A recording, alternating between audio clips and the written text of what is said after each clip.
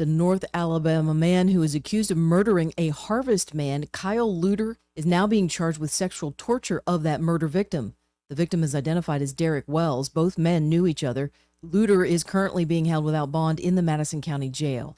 An explosion at a home in Adger has put 2 people in the hospital. The explosion is believed to be gas-related, according to WVTM News. The victims are a man and his grandson. Both suffered significant burn injuries. I'm Andrea Tice.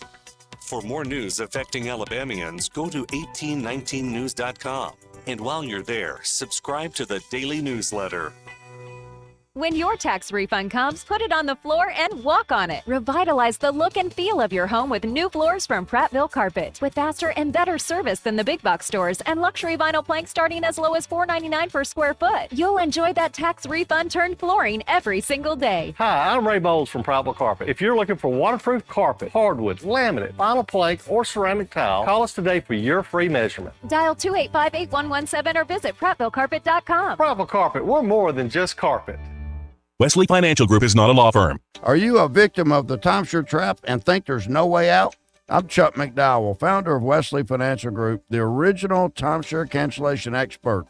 And I'm here to tell you that there is a way out. We've helped over 30,000 families out of financial hardship by getting them out of bad timeshares. If your timeshare agreement goes on forever, if you were told timeshares are a great investment, or your maintenance fees will never go up, you have questions, we have the answers.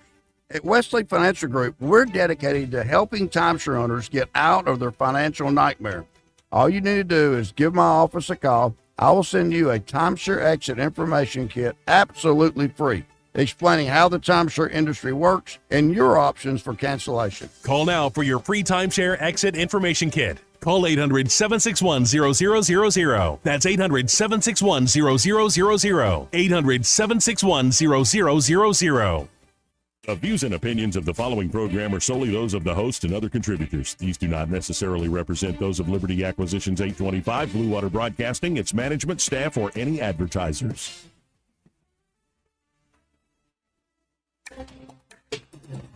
It's time for Montgomery's conversational radio show. It's News and Views on News Talk 93.1 FM. To join the conversation, call 272-9228.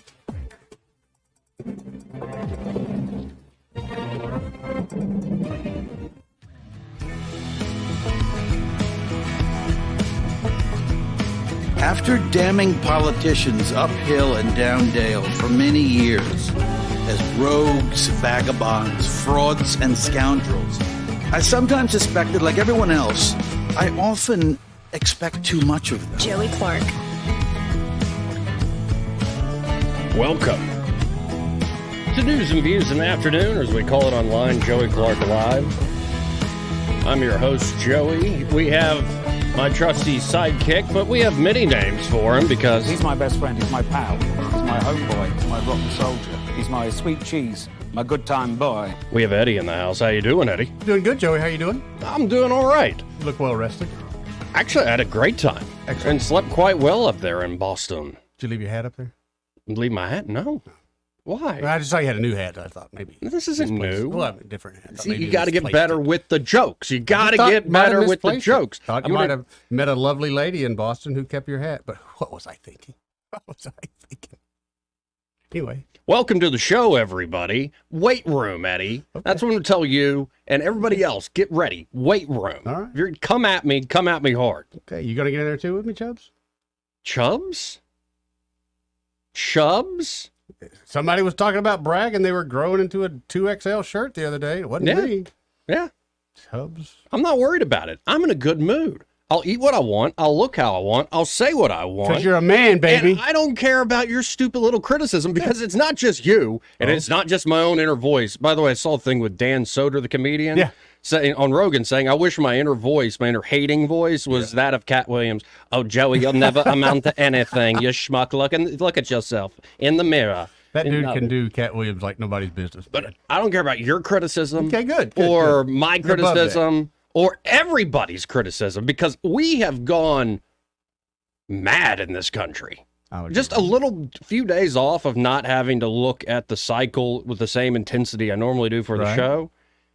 And then checking in, I'm like, yeah, we're insane. We're losing our minds. Well, plus you got to do some flying, so you got to really play with the insanity of people. Yeah, luckily I didn't have any problems with weird passengers. Everybody was fine. The plane didn't drop suddenly in altitude or anything No, like that. we'll get to that story later. Thank God. Yeah, when I saw that, I'm like, well, there were moments where there was a quick drop, not a bad one, Right. but your stomach goes, oh, But those okay. you kind of are used to. Yeah, are you the type of guy, if it's a bad like plane flight, you start screaming like a little girl? No, I'm so convinced this is it. Anytime something happens, I just start going, oh, this is it. That's how it happens. I guess this is where... Well, so did anything happen in the news though while I was gone? Nothing grandioso here local. Yeah, right. That's for sure. Well, school choice was passed. I did see that. And I was Yeah. really surprised that the governor was pushing that as hard as she did. I thought it was kind of I'm a fake very push. happy that I they thought got it was a done. fake push. Thought it was a fake push. Yeah, I really did. Like it was a feint. Yep. And then she's coming in with the left. Yep. Sugar, watch out! Here comes I Public got a Schools. mean left Yep. hook. Granny knows how to throw down. I was glad to see that. Glad to see that. Ain't never I miss it. How's our gambling bill, though? Do you know where we're at with that? I think the Senate passed their version.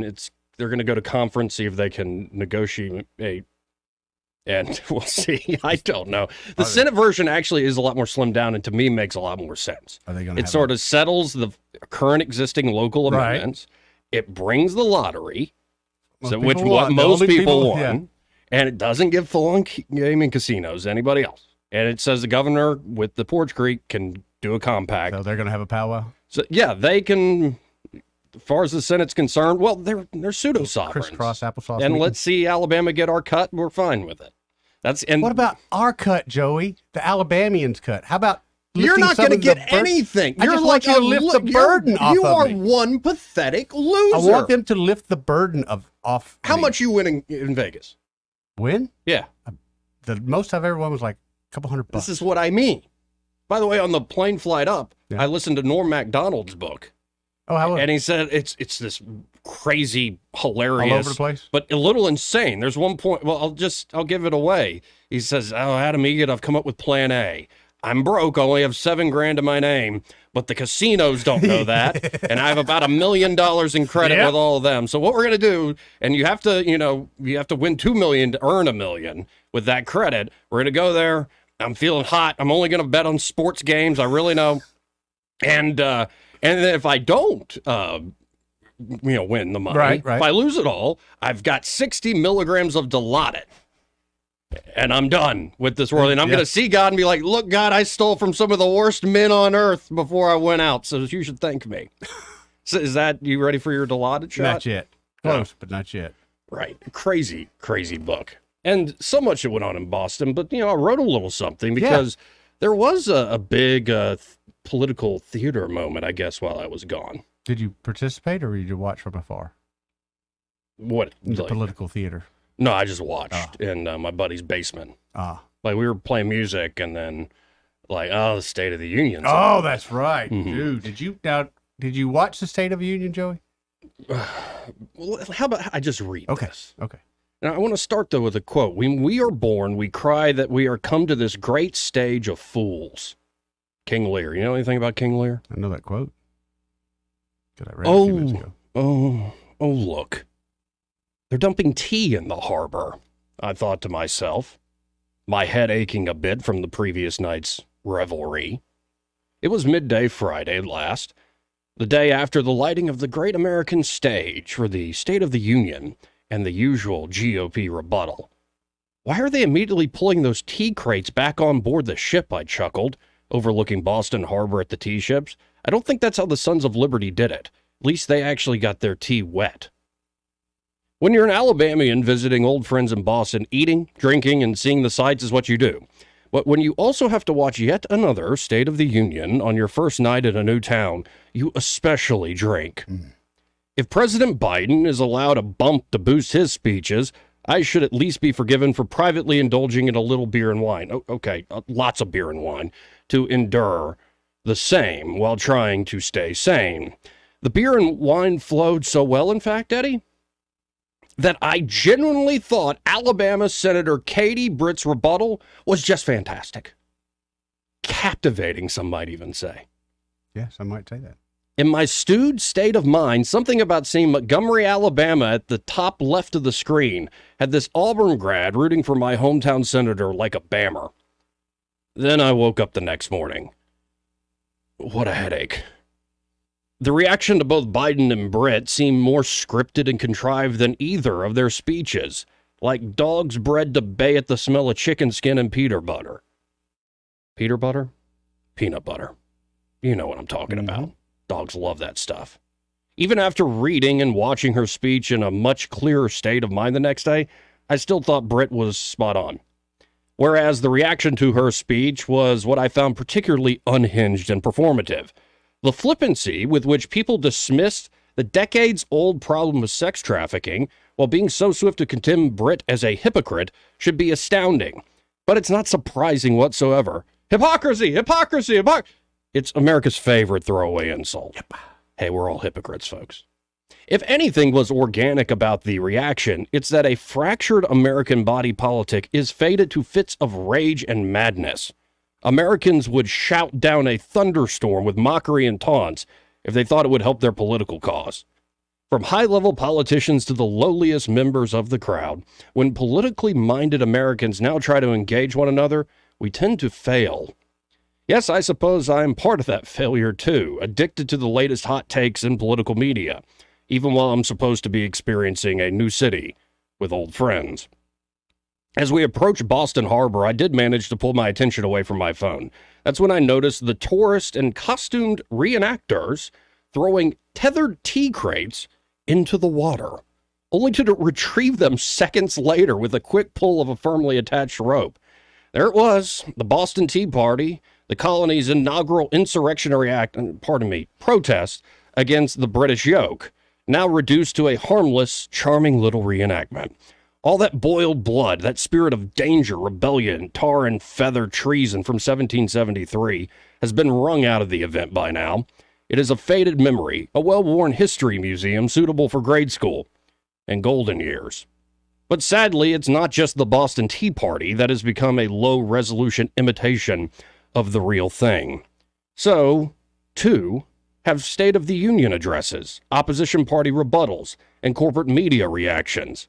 American history has been transformed into a series of tattered and tired phrases. It's not that Americans don't believe in American exceptionalism. They're just tired of going through the motions and hearing the same tired lines over and over again. Exceptionalism ain't exceptional when reduced to hollow cliche. Allusions to America's most historic moments are ensnared to serve as mere stagecraft as the nation's symbols and rituals come to wane in practical significance the further they diverge from current reality. In 2024 America, politics is stricken with two kinds of paper-thin reenactments. The kind the old put on to remember themselves before they inevitably lose out to time, and the kind the young play to pretend they are ready to replace their forebears. Yet, something about our shared American legacy has grown stale, lost between generations. It's as though we are suffering from a collective bout of madness and senility, forgetting ourselves and giving into cynical and suspicious moods. In regards to Britt's debut on the national stage, what a tragedy that the American kitchen table is no longer a wholesome symbol of hearth and home, but must be uncharitably sneered at as a sign of patriarchy, privilege, and pandering. What a shame to see a successful young mother and professional like Britt, yes, even if she is prone to a bit of dramatics and sibilance. But it's a shame to see Britt cavalierly called a bitch on national TV for cheap laughs to program the masses. That said, Donald Trump, Joe Biden, Katie Britt, take your pick. Anyone who seriously seeks the political limelight knows what they're in for. Being spoofed on SNL is just part of the process. They do not need my defense or anyone else's against the slings and arrows of the political arena. Plus, the mockery just raises their profiles. All publicity is good publicity. Mm-hmm. But I do grow tired of seeing old and young turned demented on this great American stage of fools. It's not just kings who go mad. It's not just King Lear, but entire nations. If America is going to survive its collective madness in 2024, without letting her inheritance be torn to shreds, I suspect we must go through a humbling crucible, the likes of which we have never seen, never witnessed in American history. Cheap reenactments and allusions to the past can only do so much. Eventually, Americans will have to remove their historic tethers and get their tea wet again. So that's how Boston was. 272-9228. This is what I mean. Just a little time away from doing this job. Yeah. It made me go, I'm me included. I'm not blaming everybody else. We're all going a little nuts the more we watch this stuff, the more we engage with this stuff. Now you see why I go to Jamaica a couple times. I see why you do. Yeah. How's Marvin doing? He's wonderful. Just sent me a great message over the weekend. I'll be seeing him real soon. But that's why. I mean, it's just, and it was crazy before, but like I've noticed through you and Dan and Greg, living this lifestyle every single day, absorbing every bit of this news, dude, that takes a toll. Right. I mean, I do it halfway and I have to turn it off because it takes a toll on you. It kills your mental. And I sometimes mess up, but I try to hold on to this idea that even for the most part, there are always some exceptions that prove the rule. But for the most part, I don't care if you're a Democrat, progressive, if you fancy yourself an anarcho-communist, or if you're an establishment rhino. By the way, who's more of a Republican, Katie Britt or the people that just bitch about her? Thank you. So if you don't like what the Republican leadership's like, maybe you're not a Republican. So the rhino name never made sense to me. But it's just like we've gone mad. And I try at the end of the day to remember, even when I'm criticizing somebody, that's a person. It's a person. That actually the way we survive this madness and survive this fight over power is we get to know one another as, for lack of a better term, children of God. Of course, again, I mess up on that. I get frustrated as much as the next guy. But if we're going to win, just stop it. It's not going to be some grand conquest because you vanquished everybody who disagrees with you. If you want that, you're going to have rivers of blood. And nobody needs to hearken and hope for that. If we're going to win, whatever that means, it's going to take all types. Mm-hmm. And I hope it goes in the direction I dream of. I hope my vision that I share with millions of other Americans continues forward. But damn, we seem to be losing some basic decency. Well, it's all Trump's fault. The whole reason we're not decent is Trump's fault. Like, man, you're ascribing to that guy a lot of power. How about this? Let's hit a break. All right. More news and views in the afternoon after this. Want to carry News Talk in your pocket? Download the News Talk 93.1 app from the App Store. Available on iPhone and Android. Never miss a moment. Download now. Hi there, I'm Madeline Cannon with Alabama Home Mortgage. Getting pre-approved is the first step towards home ownership. People are often scared or nervous about taking that first step, but I'll tell you, it's nothing to be scared of. At Alabama Home Mortgage, we will take the first step and every step along the way with you. Call us at 567-4223. We will gather the information needed to tell you exactly what you qualify for. After a call to Alabama Home Mortgage, you will know what price point to shop for, what down payment is required, if any, and what your monthly mortgage payment will look like. We take all the guessing out of it.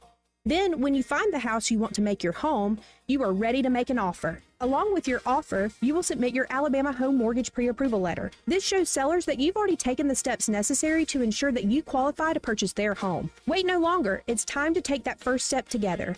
Call me at 567-4223 or start the process online at myalabamahomemortgage.com. That's Alabama Home Mortgage because, folks, there is a difference in mortgage companies. NMLS 1586-36-8, Equal Housing Lender. This is Major General Mike Summerall, former Adjutant General of the Alabama National Guard, urging the Alabama State Legislature to pass the Veterans Access to Care Bill. Both VA medical facilities and private clinics are failing our veterans, who are dying by suicide at twice the rate of non-veterans and experiencing opioid overdoses in increasing numbers. This legislation will give veterans and their families access to the specialized care they need and deserve. Paid for by the Alabama Council of Chapters Military Officers Association of America, Mobile. I'm with Miss Dot at the Eastbrook Flea Market and Antique Mall. How was your anniversary sale, Dot? It was just wonderful, and I want to thank everybody that came out. It was a great time. It meant so much to me. for it to be 30 years and y'all just came out and made my day. Well, spring is almost here. Is Eastbrook ready? We're beginning to get the patio tables and chairs out. We've got so much there, it's hard to put it into a minute commercial. You just got to come see what we got. You know, we've got 3 floors and 60,000 square feet. So just come see us, because we probably got a sale or 2 going, and our merchandise is pretty reasonable, I think. We don't charge a commission to the vendors, and so our prices are able to be a little bit less than some other places. Give us those hours of operation. Monday through Friday, 10 until 6. Saturday, 9 until 6. And Sunday is 12:30 to 4:30. That's the Eastbrook Flea Market and Antique Mall, 425 Coliseum Boulevard. So y'all come on by and see us. We'd love to have you. For too long, Alabama's statewide news companies have shamed us for our conservative Christian values. Alabama deserves a news company that cherishes our culture, a company that isn't bought and paid for by the powers that be. 1819 News is that company. Run by Alabamians for Alabamians, 1819 News celebrates what is good and beautiful about our state, while exposing those who work against our values in secret. Just go to 1819news.com to learn more. Subscribe to our newsletter. That's 1819news.com. The River Region's News Talk Station. News Talk 93.1, WACV. News Talk 93.1.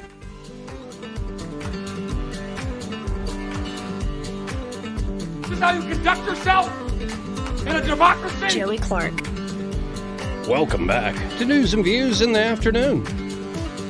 I'm your host, Joey Clark. 272-9228 if you want to call in on the program. All reactions are welcome to anything that's been going on in the news the last few days. But first, let's go to the first caller of the show, Red Top. Hey, Red Top, how you doing? Joey, interesting situation. You actually went into the Eastern time zone and didn't have to move your clock back up once you crossed over, because you're 2 days at the same time. Well, it eventually, but when I woke up Sunday, I'm like, oh, I feel 2 hours ahead now. So I finally got that hour back once I flew from Atlanta to Montgomery. But yeah, you're exactly right. What a strange experience. That's a very unusual phenomenon. I never thought about that. So I was thinking yesterday, damn, this guy really cheated the time zone in a way. Now, you didn't go for the Libertarian debate. Is that what your trip was for? No. I was supposed to do that, Red Top, and that's when I got COVID. And the day I was supposed to do it, I was in bed all day. Oh, and what was the date of that? That was in late February. Damn, I knew it was about to come. Yeah, I feel awful about it, but there was just no way I could do it. Well, who hosted it, or did they postpone it to it Actually, later I think that Laura, the wonderful woman who invited me, co-hosted it with somebody else. And yeah, I apologize to them but I can't help getting sick. That just was all, but the reason I went on this trip was just to see old friends. They lived here in Montgomery. Sean, the fella there, was my roommate for 2 years here in Montgomery, and it was just great seeing him. I hadn't seen him in a while. Wow, and I know Boston is probably a hell of a town. That's one of the big cities I haven't been to. We ate, drank, and were merry, man. And it was great food, great drink, and I actually drove a little out of town. Had some New Haven style Connecticut pizza. I think that's the best pizza I've ever had. Like, dude. Yeah. And now I want to strangle you. Yeah, it was a pepperoni and a white clam, and oh my goodness. Yeah. And then we kept driving. On the bottom. Went up to Salem and started bar hopping in Salem, and then went to some high-end place there at the bar and sat and sipped a cocktail. Got me a pizza. Salem's one place I have to stay away from, being born on the 13th. Yeah, I can see your luck going sideways there. Yeah, yes, or epileptic. Oh, they would have burned my ass at the stake for that too. They were just looking to cook people at that particular time. I want to know what the cocktail combination was that it took to make you think Katie Pritt's response was wonderful. It must have been a hell of a mixture. No, it was just beer and wine. No, I genuinely was like, I was buzzed. I mean, I remember the speech. And before I was yelling at Biden. But I don't know. I think I just kind of got caught up in the moment. Like I said, it's like, oh, it's from Montgomery. Like, get it. And also I'm used to her. I'll put it that way. Yes. And Joey, she was excellent on your program. I don't know if you got a chance to watch it with Shannon Breen yesterday. She was excellent. Yeah, we've got that clip coming up. No, Good, I think good. she's going to be around a while. Is she establishment, for lack of a better word? Sure. I think that's Yeah, fair. oh, yeah, Little bit. And I definitely have my disagreements with her on, say, like foreign policy. But yeah, she's probably going to be senator here for the rest of my life, if I'm just honest. I will agree with that, but they missed their chance. I want John Kennedy to give the damn response. That's all I got to say. That's a good one. Damn it. That's a good one. Joey, Yeah, John Kennedy. This would be one for the century. Yeah, it would. Well, and I was a little torn because the word was of the populace, and the populace ripped Katie Britt a new one. Yeah. What it was supposed to be Vivek to give the response, and that would have been awesome to see. That'd have been a. Oh, yeah. different No, one. the Republican Party ain't got the balls to do neither one of those. Nice term you used there. That's no, it's fitting. Well, it's very much the truth. They lack that in general. That's why they got so many women running and being successful, because the men ain't got. And speaking of that, Caroline Dobson will be on the show at 1. Awesome. Well, good. I'm glad, and of course, I'm still working at Dick Brubaker's, David's Yep. house. Oh yeah. Good guy. So, such nice folks. These people in their age group, Joey, they got a couple kids. They work their ass off, and then they got to take these kids out to do their activities for 2 or 3 hours after school every day. Yep. These people are well out. So kudos to all the parents that work and be such wonderful parents to their kids. Roll Tide, go Trump. Thank you, buddy. Appreciate it, Red Top. Again, 272-9228 if you want to join the show like Red Top just did. But first, this part of the program brought to you by Pest Pro Services. And those folks are just fantastic. Absolutely. I've never heard a negative word about them. And all I hear is like praise. They're that good. Yes, they are, Joe. They show up on time. They know what they're doing. They're very professional. Hey, and, it's getting a little warmer. Yeah. Up there in Boston was a false spring. Like a Saturday was pretty good. I thought but this was here, too, but no, no. I think it's full on I with think all this we're- pollen and pollen like in full the lawn outside the house in my house, it needs to be cut at this point. And we got skeeters. And that means mosquitoes. We got them. I saw them this weekend. We got skeeters. It means termites. Oh yeah. It means fire ants. They're Yeah. all gonna come back with a vengeance. Red mounds. And unlike me, where my vengeance will be success, their Mm-hmm. vengeance is going to be taking it out on you and your property. Exactly. So why not have Pest Pro Services come and take out those vengeful little pests? And if you ask them, they'll give you a free termite inspection and estimate. Such a You good might as well value. get the treatment done, folks, because homeowners insurance doesn't cover treatment or Yep. damage. Treatment is much less expensive than termite damage. So true. So call them today. That number, 265-9990. That's 265-9990. Or you can always go to ppsriverregion.com or search Pest Pro Services on the Book of Faces. What do you want to know? Call a pro. Pest Pro Services. And be sure to tell Ashley and that great team of hers that Joey and Eddie on the radio sent you. We'll be right back. He may not know whether he's coming or going, but whether you're going to work or coming home, Greg Budell is there. Mornings 6 till 9 and afternoons 3 till 6. Only on News Talk 93.1 FM WACV. Who's there? It's Bill, the electrician, here to make your home burglar-proof. Oh, thank goodness. I thought maybe you were an intruder. No, ma'am. I'm a burglar's worst nightmare. If your house doesn't have sufficient outdoor lighting, it's a prime target for intruders. That's why you should call Crosby Electric today. How's it going, Bill? Just fine, ma'am. See, when your intruder trips this wire, it grabs him by the foot and hangs him upside down. Really? The experts at Crosby Electric will install lighting that not only discourages intruders, but also makes it safer for you and your guests to navigate around steps, pools, and other tripping hazards. Bill, is that contraption safe? Oh, sure. It's disarmed now, but... Bill! Like I said, I'm a burglar's worst nightmare. I see. You mind cutting me down, ma'am? Avoid your worst nightmare. Call the outdoor lighting experts at Crosby Electric or visit crosbyelectric.com. This is your roving reporter, and today I am talking with an elk. Hey man, Mr. Elk, I was just wondering, what do elk do to take care of their money? Well, like most smart folks, we call David Ernest. You mean Alabama's most favorite asset preservationist? That's him, man. We call him up at 334-279-7431 or 205-479-0839. I see. Yes, he is our preferred money man. The money man with the money plan. You've been paying attention. Well, could you give us those numbers one more time? 334-279-7431 or 205-479-0839. And I just want to try to give you a heads up, man. Oh, what's that? I'm not an elk. Not an elk, huh? Well, then, pray tell, what are you? Knights of Columbus. I am not even going to make a comment. Well, the baby liked it. Hi, this is Jason with Wholesale Hunter. We've been advertising with Blue Water for a while now. We have great results with them. Appreciate everything they do with us. Radio works. It's as simple as that. Call us to find out how radio can work for your business. Blue Water Broadcasting. Local folks helping local business. Rich Thomas Weather, a service of Riverside Chevrolet Wetumpka. If it's Chevy, it's Riverside. Best price, best selection. Check them out on the web at riversideusa.net. Well, hi, everybody. Our below normal temperatures continue, but otherwise it's a pretty good forecast for the next few days. Mostly sunny, cool for March today with a high temperature up to about 64. Mainly clear, cold tonight. Overnight low temperature by dawn tomorrow morning down to 38.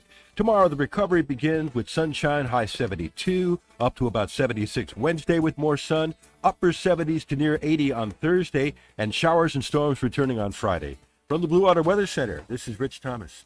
John Bobo with Capital Tractor. Got a lot of jobs to do this spring? Save now on Kubota's BX23S tractor, loader, and backhoe combo at Capital Tractor, and check off that to-do list. Powering Alabama, Kubota and Capital Tractor, Montgomery, Brundage, and Greenville. Live local talk, the River Region's only 24-hour News Talk FM station. News Talk 93.1 FM WACV. It was a Nazi. It was a Nazi. Shut up, silly woman. Joey Clark. Welcome back to News and Views in the Afternoon. I'm Joey. He's Eddie. Hey, Joey. And Sam was just commenting on the live stream. Again, Joey Clark Live on YouTube or at the Joey Clark on the X platform. Right. The old Twitter. But Sam was just commenting, and I agree with him. Sam said RFK Jr. released a rebuttal. It's on YouTube. Yes, I agree that happened. I watched it, Sam. You say it's good, huh? I thought it was the best of the night. I thought it was better than Biden. I thought it was better than Katie. I thought now RFK, it wasn't like he was giving it live. Right. It was pre-produced, so that adds an advantage. Sure. But daggum, what a speech.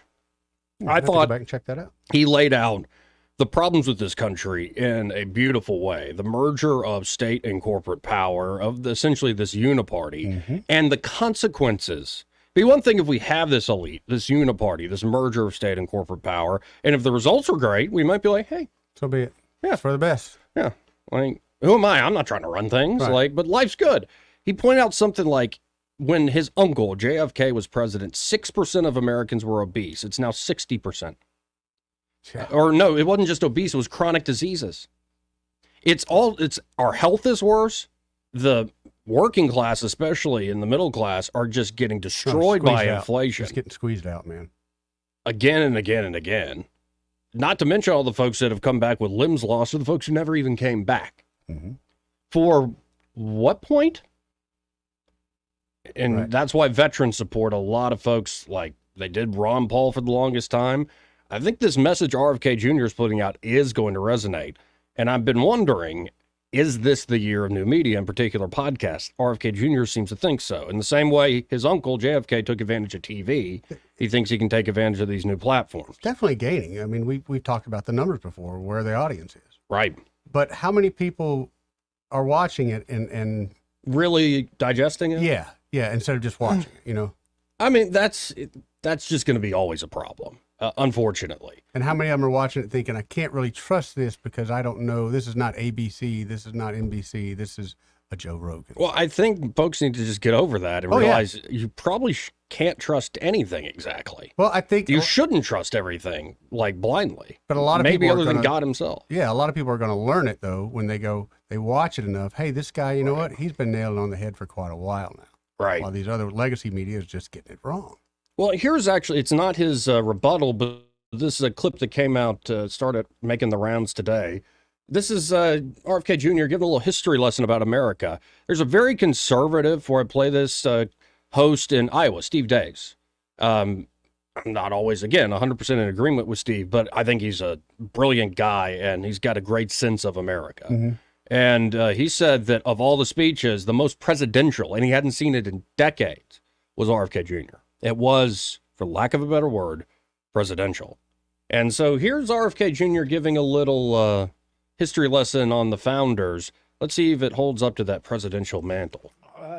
Freedom of speech, Hamilton, Madison, Adams said that they put freedom of speech in the First Amendment of the Constitution because all of the other rights depended on it. A government that has the capacity to silence its opponents has the power to commit any kind of atrocity. And we saw during COVID that, beginning around in late January, early February, the government began actively promoting the censorship of speech on the social media.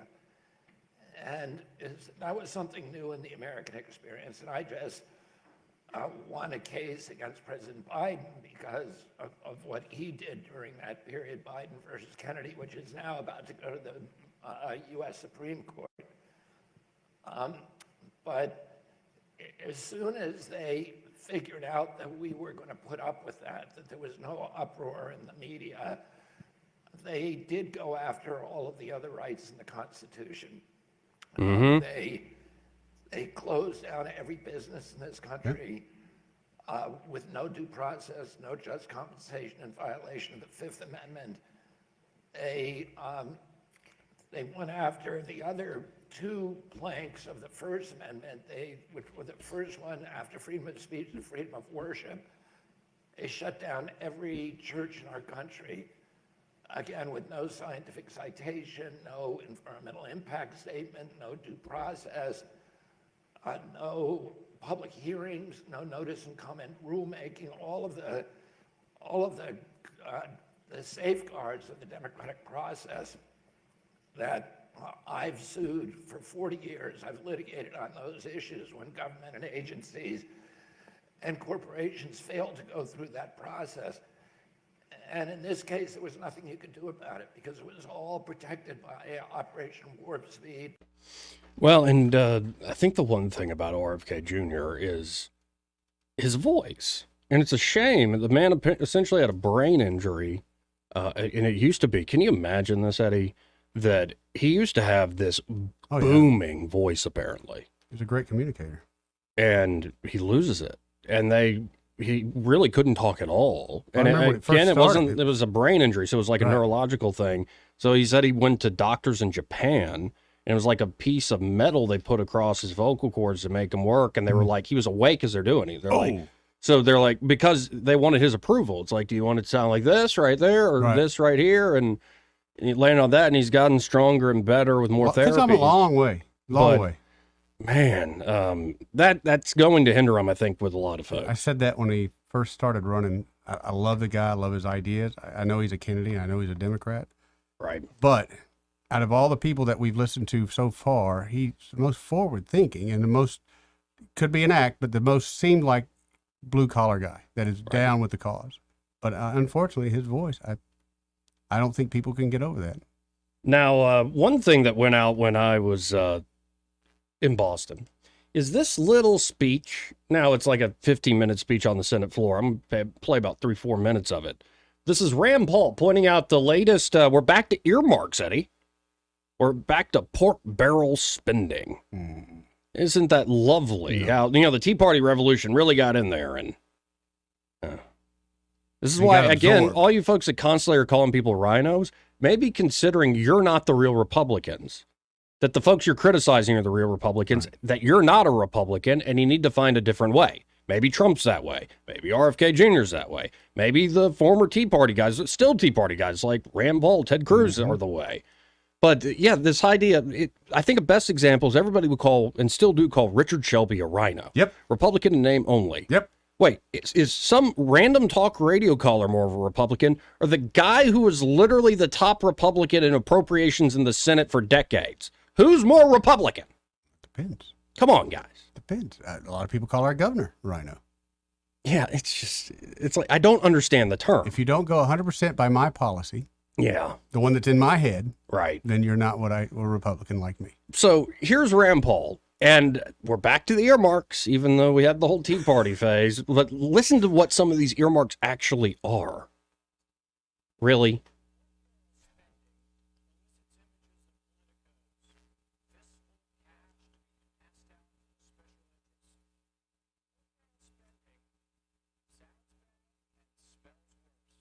Actually, I'm worried people out there in Radio Land aren't going to be able to hear this because it's only in one channel. That's why I was wondering, is it coming out in both? No.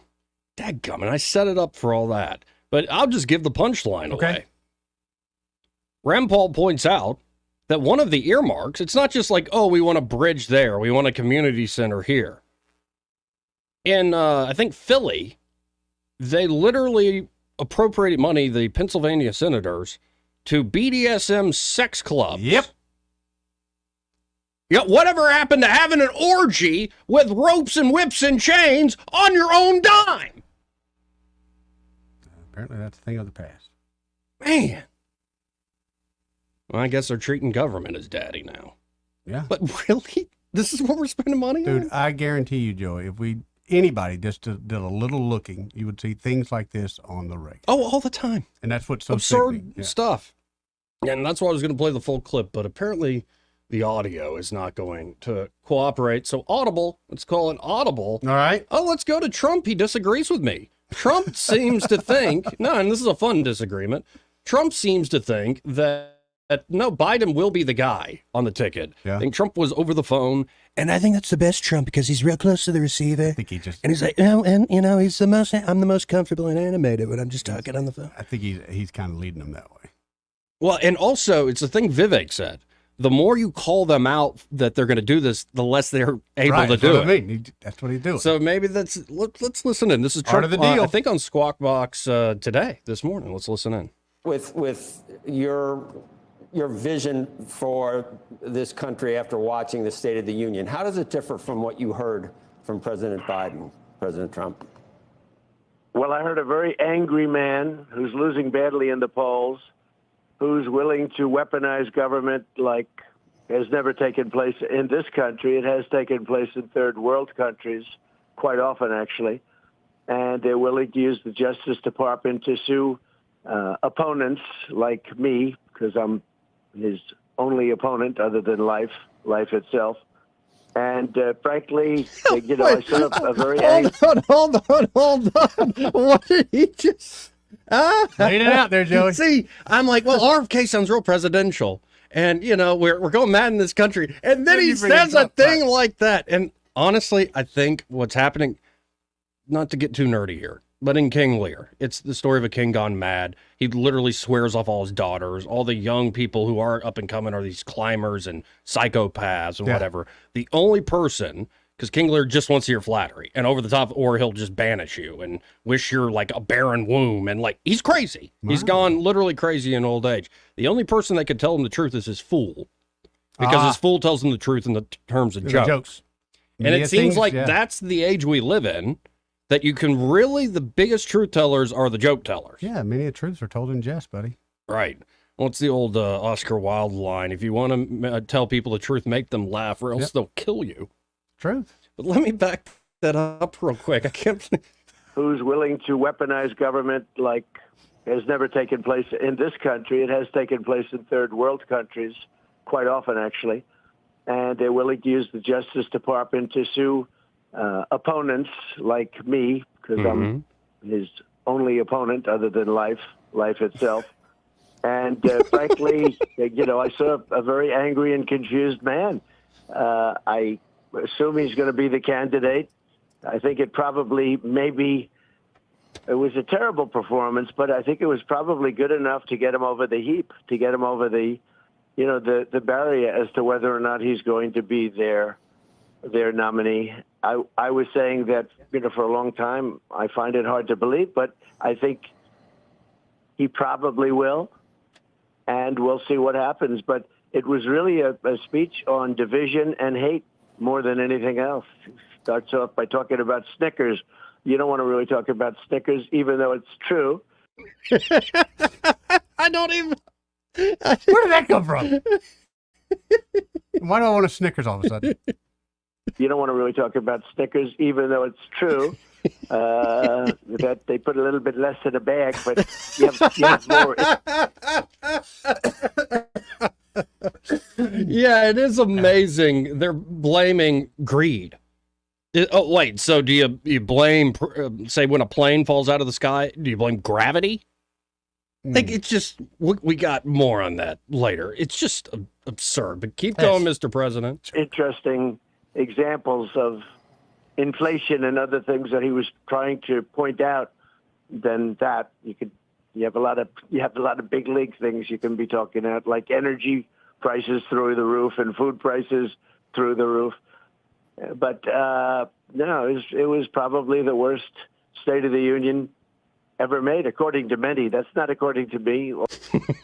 Not me. I didn't say it. You know, there are a lot of people saying I'm not saying it. It wasn't me. But, you know, some people I know David Pecker at the Inquirer, and Ted Cruz's dad helped kill Jack Kennedy. Just asked Bobby Jr. Just ask him. Let's go to Papa B. Hey, Papa B. All right. Well, so what you're saying is Trump is, he said that he's the only opponent to Joe Biden in life itself. Yes. Right. Right. Is that what and you're saying that that's like a bridge too far. No, he's not the only opponent to Joe Biden. No, I'm saying that every time I feel like I'm fading away from Trump, he pulls me back in with comments like that. You know, I think Trump's biggest problem is that when he ad-libs or ad hoc, you know, some of the statements, they're easily taken, you know, to mean something else. Or, you know, an application of his ego, you know, is able to, you know, be factored into those kinds of comments. I mean, I don't believe that he means that he's so grandiose that, you know, he's the only opponent, and life itself is only thing that exceeds him as Joe Biden's opponent. No, I was thinking he was saying that. He's the one. I think he's saying that he's really the only one that's able to stand up to Trump. I mean, to Biden, and I mean, effectively stand up, and he's probably got a point there. No, I thought it was a funny joke. Is like, I'm his only opponent other than life because he's about to die. Right. That's how I took it. Yeah, right. Okay. Yeah, I get that. I'm like, why so serious, Papa B? And hello to you. It's good to be back. Good morning. You know what? I stay up till late, you know, really early in the morning. And so sometimes I have to really wake up late in the morning, you know, and it's easy to get my clock kind of switched up. But the daylight savings time really did it to me this time. I hope that, for heaven's sake, I'm with that guy from Missouri, that senator that's saying, look, just lock it down. Just lock it right where it Tuberville is. said the same thing, right? Just Stop be done with it. messing around. Well, Benjamin Franklin was a great guy. I liked the guy. You know, he did a lot of good things, but good gracious, we don't need to just do everything Benjamin Franklin wanted us to do. Yeah, I'm not interested in French whores. Really? Something changed over the Well, weekend, I mean, Joey? maybe I can be sold, but if my baseline is no. This would be immoral and probably unsanitary. Yes. Very unsanitary. But anyway, I don't know. I think, you know, like I said, I think that's a weakness of Trump, though. When he starts blabbering a little bit too much, he's easily taken you know, and I hate that stupid line. Oh, it's out of context. Out of context. Yeah. That's just such a BS line. I can't stand it. But in that case, you know, it can be true. Yeah. You know, for Trump. Well, this is all. I don't know if you're at the beginning of. Right. And I don't know if you're at the beginning of the show. Yeah. It's one thing that's funny is I had when I woke up the next morning, all these folks writing me paragraphs. How could you think Katie Brewer's great? I'm like, good morning to you too. Like, goodness gracious, that was just my take. But one of the biggest things, my takeaway is, like, even when somebody's trying to be sincere in national politics now, can you really take them at face value? Like, it's tough. Tough. It's like they're lying about me, lying about them, lying about me. It's this back and forth accusation of hypocrisy. Because we're used to they cry wolf too many times. They've cried wolf too much. And I hear it's just the same thing the rehash over and over again. It's said a different way by somebody different. And you know what it kind of reminds me of is like the old Civil War reenactment that you go see, maybe. You know, it's just dead. It just feels dead. Like we've got, a broken country. And there's one thing that Mark Taylor Greene said that it just is so true. We really do need a national divorce. I mean, there's just some people we just can't agree, and we cannot get along as much as some of us would like to try to. It might just be kind of over with in some ways, When it comes to the overt political players, Papa B, it's like different countries. But, having just gone up, say, like Boston, everyday people are doing everyday people things most of the time. And that's what's a shame is, like, your neighbor, for the most part, unless you're Rand Paul, is not your enemy. And we're trained to think that. And it's a shame. It's almost like politics is too important, but I don't know how the hell we get out of it. Other than something like a national divorce or some big crisis. Yes, it's definitely we're living the matrix, dude. Ain't no doubt about it. Everything you think you know about what the real world is kind of a lie, Right. So, anyway, all right, guys, thanks a lot. Appreciate it, Bobby. See you, buddy. Oh, TS dropped off. You can always call back, ma'am, if you like. Would love to hear from you.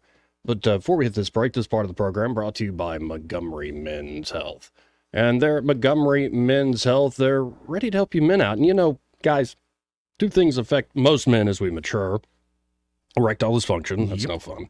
But also low T, low testosterone. And these are not things to deny, put off, be ashamed about. It's not something to ignore. It's not something to wait to get fixed.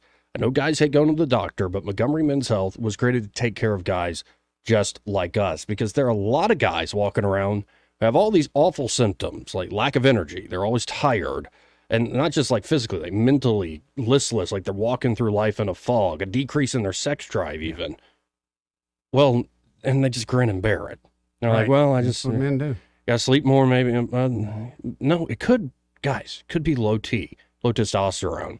So have the providers of Montgomery Men's Health conduct a testosterone-focused lab workup, plus a consultation, and it'll only be $99. And they have low T treatments there at Montgomery Men's Health that can truly change lives. Men can experience higher energy, better gains in the gym. Brother. Better mental clarity, improved sleep patterns, a faster metabolism. You usually even notice an increased libido. You can actually book the same day that you call. Guys, it's time to feel amazing, hit your goals this year. That number, 440-3663. That's 440-3663. Or go to MontgomeryMen'sHealth.com to book your appointment today. Be sure to tell them that Joey and Eddie from the radio sent you. Want to carry News Talk in your pocket? Download the News Talk 93.1 app from the App Store. Available on iPhone and Android. Never miss a moment. Download now. Sometimes you need things done around your house or land that your lawnmower or weed eater just can't handle. That's when you call Prattville Farm Center. They bring their own crew and equipment and clear whatever you need. They say no job is too small. I've been going to Prattville Farm Center for years, and I like dealing with hometown folks. They get the job done right and get it done quickly. If you have land that needs clearing, call Randy at Prattville Farm Center on South Memorial Drive in Prattville. Call 365-5400. On FM, on your smartphone, and online, the River Region's most trusted voice. News Talk 93.1 FM WACV.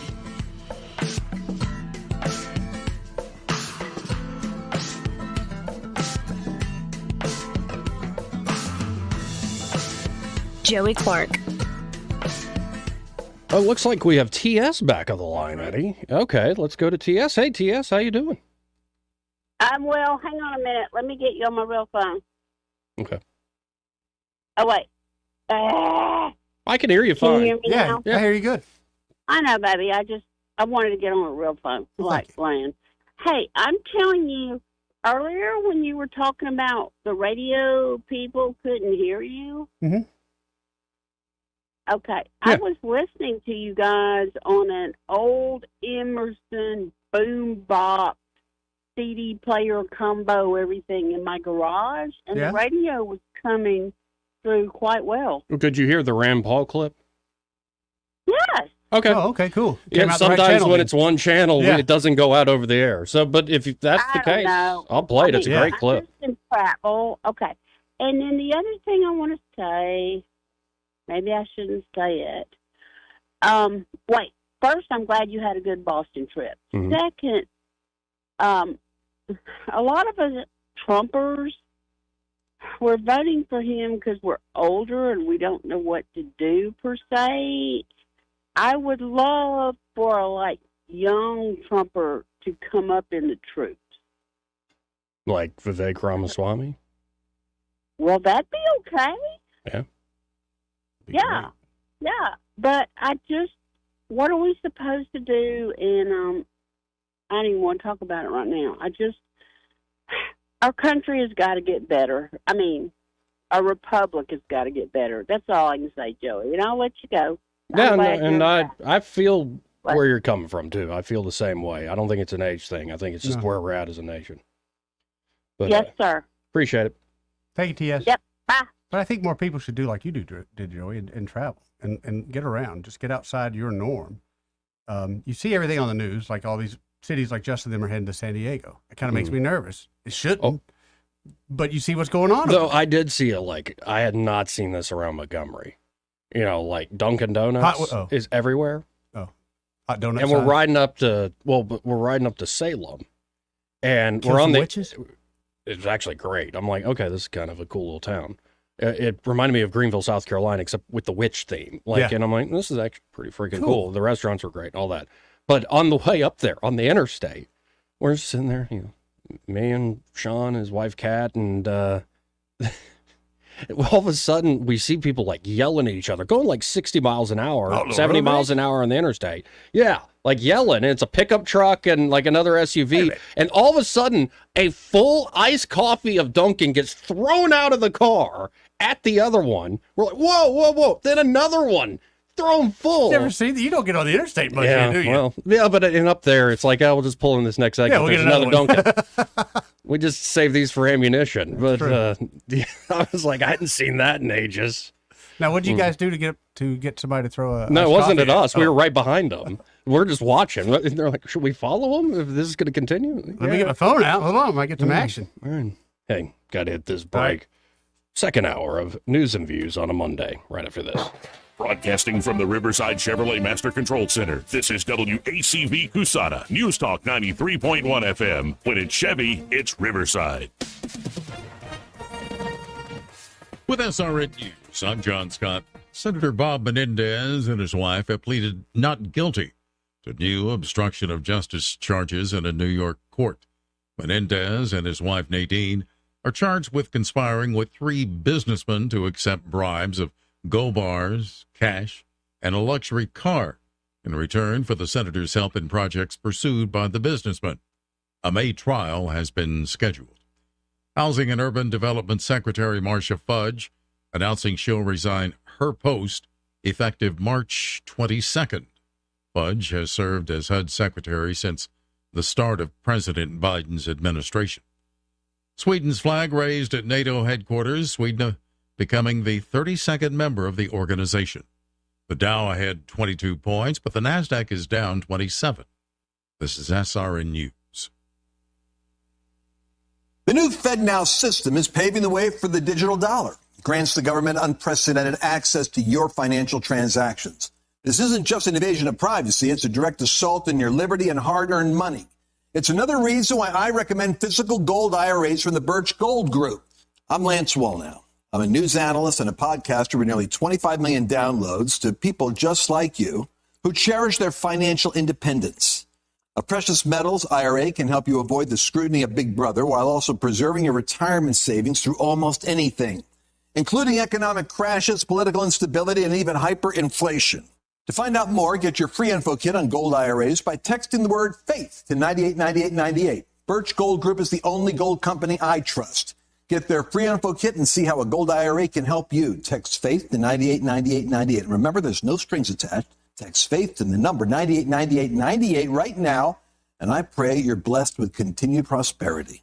Weather is brought to you by the Johnny Adams Law Firm. Weather can change quickly here in Alabama. Stay on top of the latest weather developments with the Rich Thomas Weather Network. Brought to you by the Johnny Adams Law Firm. Well, hi, everybody. Our below normal temperatures continue, but otherwise it's a pretty good forecast for the next few days. Mostly sunny, cool for March today with a high temperature up to about 64. Mainly clear, cold tonight. Overnight low temperature by dawn tomorrow morning down to 38. Tomorrow the recovery begins with sunshine, high 72, up to about 76 Wednesday with more sun, upper 70s to near 80 on Thursday, and showers and storms returning on Friday. From the Blue Water Weather Center, this is Rich Thomas. For the lowest prices around on flooring and DIY flooring installation supplies, Budget Floors & More is your new best friend. Luxury vinyl plank, carpet, ceramic tile, floor installation supplies, and more with prices lower than the big box stores. Budget Floors & More, Hunter Lane across from Del Rey Publix. The Blue Water Broadcasting News Center, these are today's top stories. Alabama Power Company has advised the National Weather Service that gate operations will begin soon at Martin Dam on the Tallapoosa River. Initially, they plan to open 2 gates. Those downstream of Martin Dam should stay informed of revised river forecasts for the lower Tallapoosa and Alabama rivers. An early morning crash has claimed the life of a Georgiana man. 36-year-old Thomas J. Thomas was killed when the car he was driving left East Dogwood Trail in Butler County, struck an embankment and overturned. Thomas was not wearing a seatbelt and was pronounced dead at the scene. The Montgomery County Commission has installed 14 little free libraries across Montgomery County. Often referred to as lending libraries, the small weatherproof sharing boxes or take a book, share a book, allowing residents to take a book to read and or leave a book for others. From the Blue Water Broadcasting News Center, I'm Sky Mosley. This hour of news and views is brought to you by our good friends at Alabama Home Mortgage. Alabama Home Mortgage, 567-4223. Visit them on the web at myalabamahomemortgage.com. NMLS number 1586368. An equal housing lender. What's your biggest investment? More than likely, it's your home. So treat it that way when you hire a painting contractor. With PBS Painting, there are no gimmicks, no $99 specials. Just quality painting and someone who treats your home with the same respect that you do. At PBS Painting, we have been painting for years and look forward to many more years to come. With PBS Painting, the job gets prepped properly, whether it's cleaning, scraping, or priming. We always use quality products, which is a must for a quality paint job. So if you're looking for a painter that doesn't need upfront money and is on the job at all times, then please give me a call.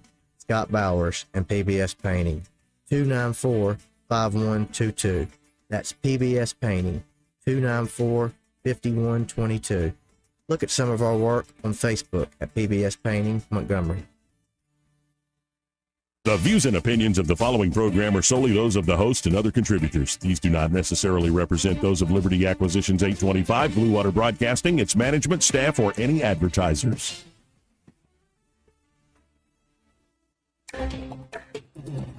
It's time for Montgomery's conversational radio show. It's News and Views on News Talk 93.1 FM. To join the conversation, call 272-9228. This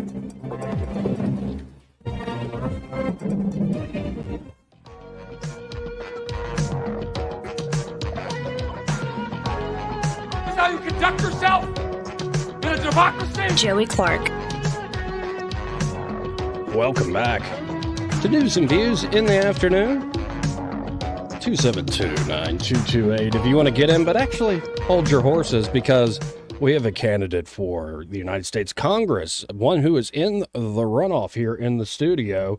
We have Caroline Dobson here on the show. Caroline, how you doing today? I'm doing great, thanks. How are you? I'm doing, pull that a little more towards you there.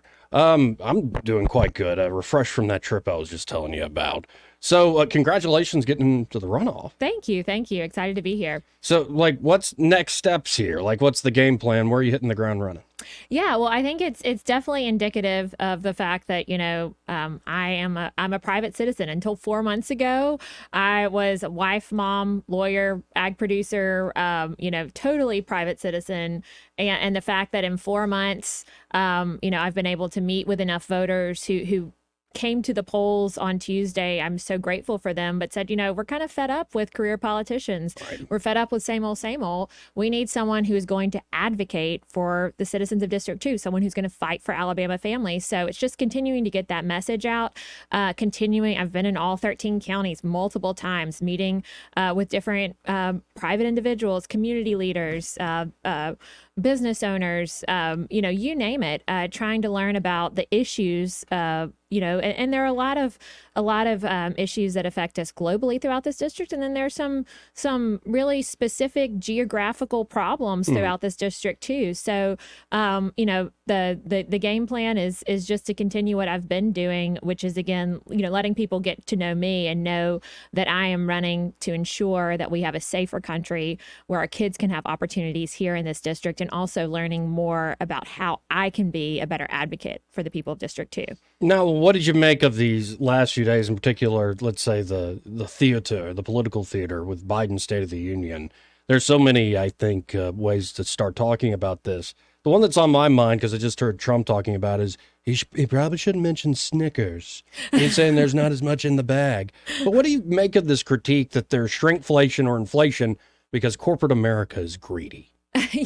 Yeah, no, I mean, that's the pot calling the kettle black. Biden's greedy. He's trying to line the pockets of his family and his son by stymieing American growth to the benefit of China.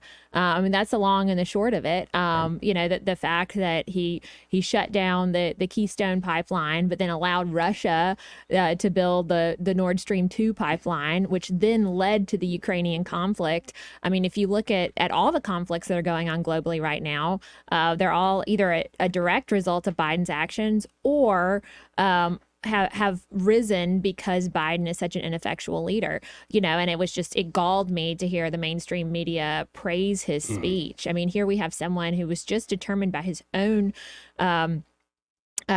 DOJ that he's not fit to stand trial. If he were a private citizen, he probably couldn't sign a will. He'd be appointed a guardian, and yet he's in the position to potentially sign treaties on behalf of the United States. And so, and then he's ranting at and frankly heckling his own legislature. It was just, it was bizarre. And the fact that there was anything positive said about it just shows you where our mainstream media is right now. Yeah, I don't know if it's the same exact uppers that his son has, but no, it seemed a little over the top and not in a natural way. But I guess that's the criticism going around. And it seems like we're in a time where it's hard to take anybody sincerely, even though you try. Right. There are real people involved in this process, including yourself. Mm-hmm. So, as we look at what's the tone out there? When you talk to voters, especially in this district, is it tough to connect with people? I know you've never run for office before. Right, you're new to this.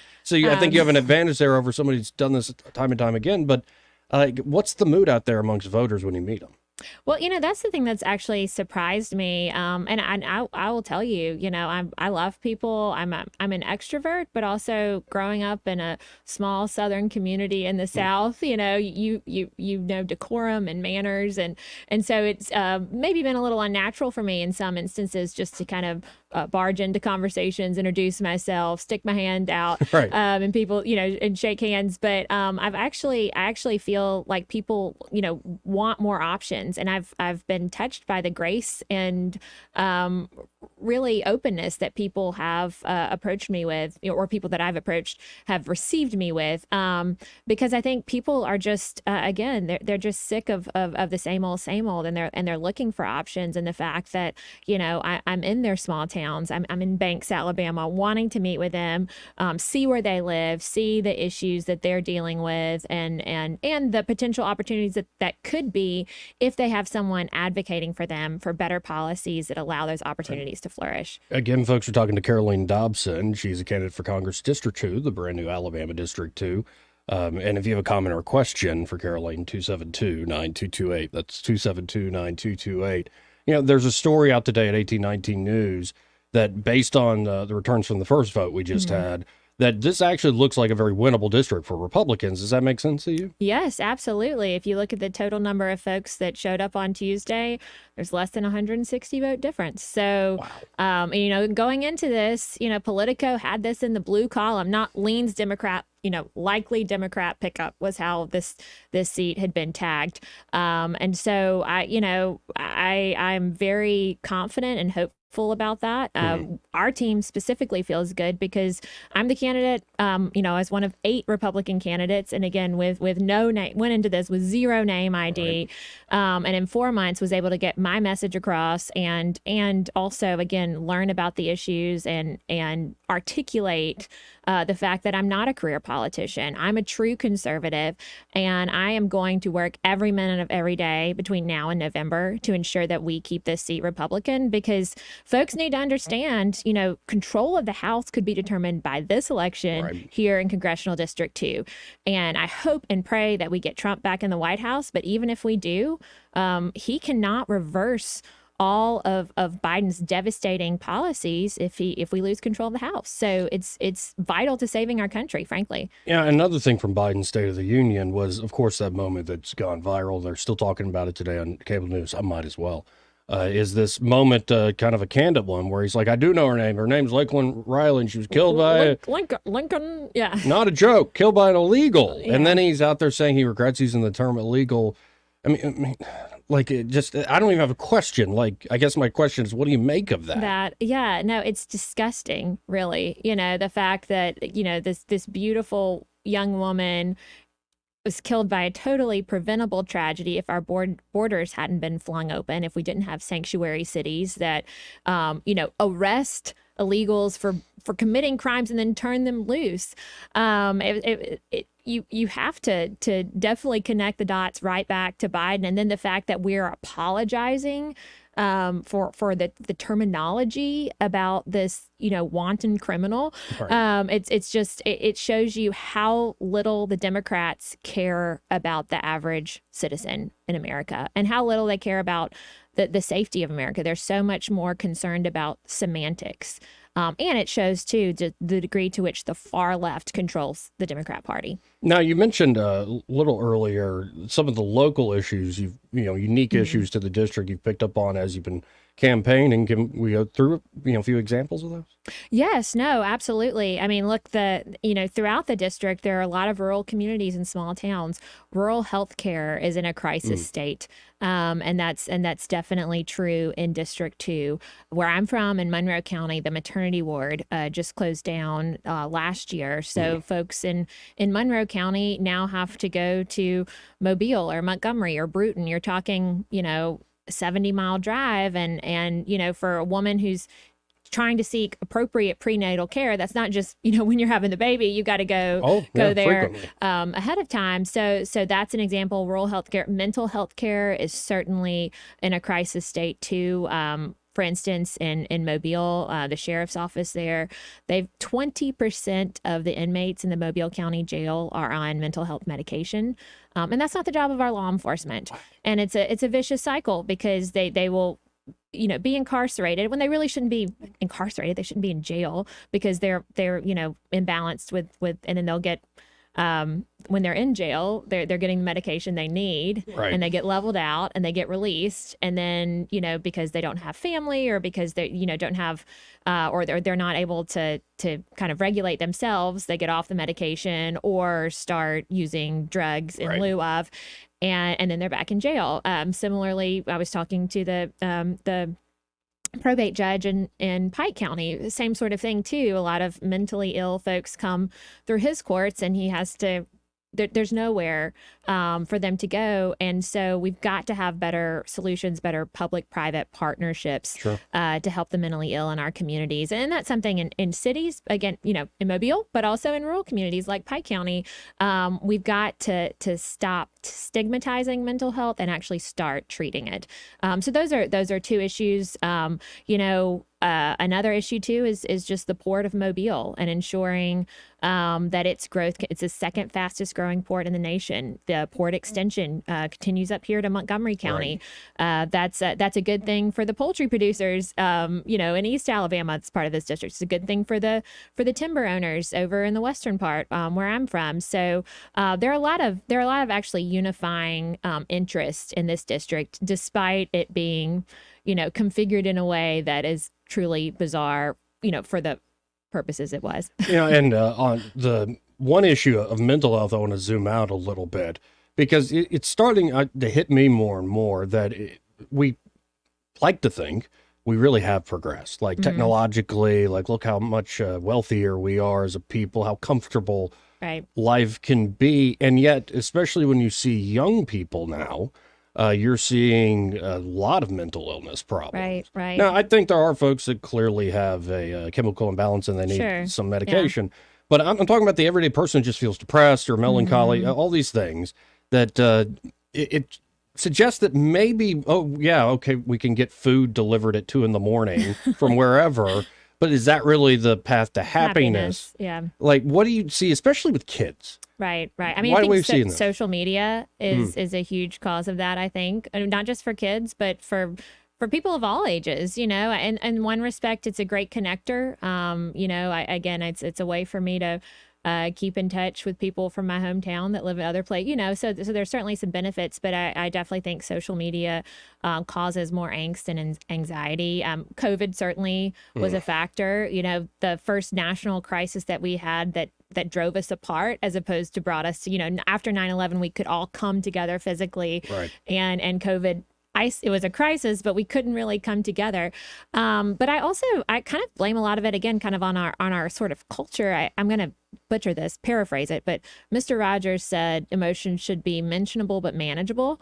And I think we're talking about mental health a lot more these days, but not with an attitude towards, overcoming, or not overcoming, but functioning, right? It's like, oh, well, I'm OCD, or I have an Enneagram 2, so I just you can't expect this of me, so it's kind of, I feel like we're talking about it a lot more, but not with towards the idea of management and contributing to society, and I feel depressed sometimes too, or I feel angry sometimes. This is how I manage to get through and still function.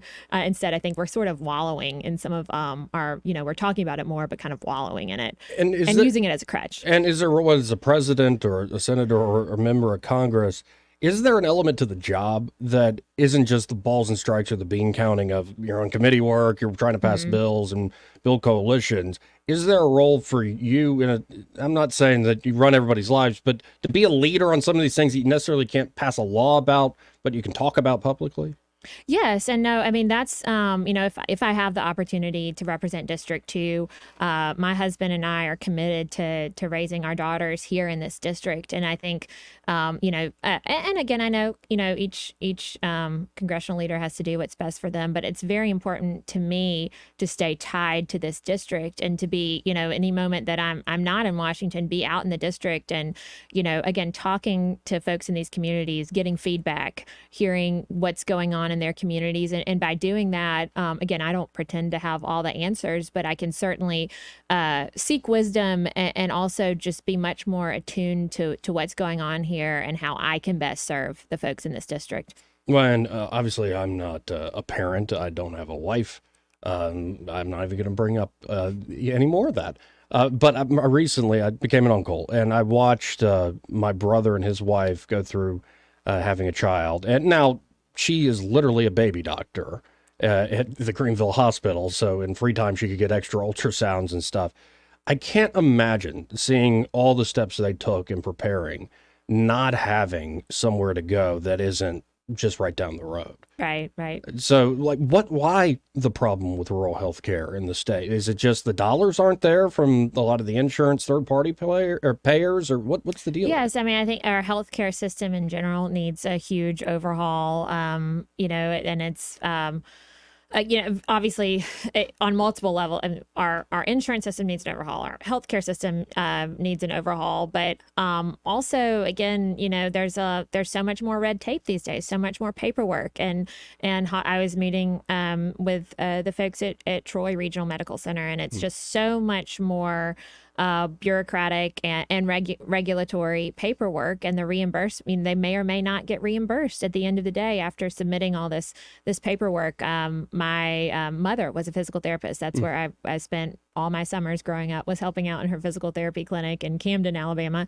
And it was night and day, but pre-Obamacare, post-Obamacare. And she had a lot of patients that she had done, helped them recover from one knee surgery pre-Obamacare, and insurance would pay for 6 weeks worth of therapy. And then post-Obamacare, when they got the other knee done, it would be 3 visits. So it's inadequate care.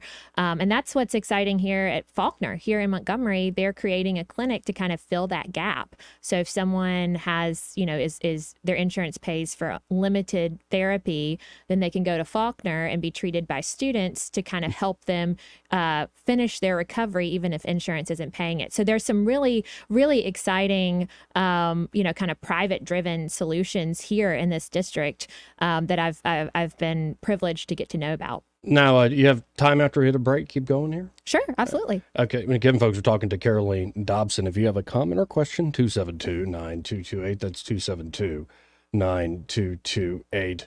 We'll be right back, folks. He may not know whether he's coming or going, but whether you're going to work or coming home, Greg Budell is there. Mornings, 6 till 9, and afternoons, 3 till 6. Only on News Talk 93.1 FM, WACV. Hi, this is Bo Goodson from the Goodson Group with your market report. How is the real estate market, and what does 2024 hold for us? Last year, over 4,700 homes sold and closed through realtors, and the average sales price was $245,000. People who have owned real estate over the last 2 to 3 years have profited by keeping their homes and now have more equity in their home than ever. The people who listed their homes with realtors were able to find ready and willing buyers that paid at or above their asking price. Mortgage companies and local builders have found ways to overcome higher rates with attractive programs that allow for low-cost refinancing when the rate drops. Some of the local mortgage companies have new programs that help buyers with low down payment programs, such as one program with 1% down or even less. If you haven't bought a house yet, now is the time. For all the information, call Bo Goodson at 221-2883 or the Goodson Group at 551-0225. This is your roving reporter, and today I am talking with an elk. Hey man, Mr. Elk, I was just wondering, what do elk do to take care of their money? Well, like most smart folks, we call David Erdit. You mean Alabama's most favorite asset preservationist? That's him, man. We call him up at 334-279-7431 or 205-479-0839. I see. Yes, he is our preferred money man. The money man with the money plan. You've been paying attention. Well, could you give us those numbers one more time? 334-279-7431 or 205-479-0839. And I just want to try to give you a heads up, man. Oh, what's that? I'm not an elk. Not an elk, huh? Well, then, pray tell, what are you? Knights of Columbus. I am not even going to make a comment. Well, the baby liked it. Make 2024 the year you break away from the chain stores and join us here at Adams Drugs. We value your business and want to provide you the best customer service at the lowest possible price. We've been serving up excellent customer service here in the River region for over 62 years. I made the swap to Adams Drugs and I couldn't be happier. Having a job and then getting 3 kids to all of their activities keeps me busy. I don't have an hour to waste waiting on a prescription. At Adams, they know me and my family. I get in and out in minutes, and when I can't get by Adams, they'll bring the prescription right to my door. What are you waiting for? Come in to Adams Drugs and let us earn your business. Our friendly and personal staff will talk with you and answer any questions you may have about your prescriptions. Your satisfaction is our number one goal. Visit us at adamsdrugs.net for the location nearest to you. Adams Drugs is your local independent Health Mart pharmacy. Health Mart, taking the time to listen and care. Are you tired of the mainstream media's biased reporting? Do you want to stay informed on the news that really matters to you?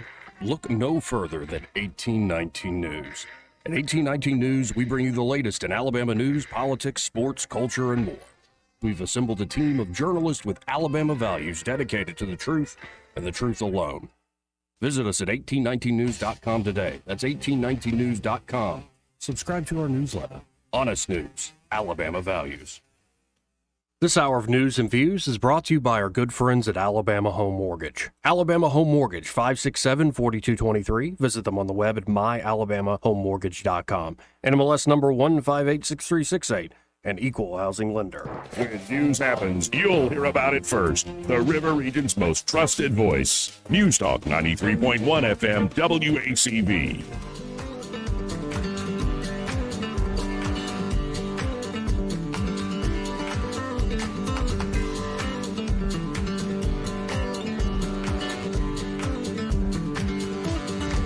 Joey Clark. Welcome back to News and Views in the afternoon. I'm Joey. We got Eddie back in the studio. How you doing, Eddie? Doing good. How you doing? I'm doing all right. And of course, right across the desk, we have Caroline Dobson. So now that this has become like a two-person race, let's just, the straight up question, why Caroline Dobson over Dick Brubaker? Why should you be the person to go up against the Democrat nominee in November?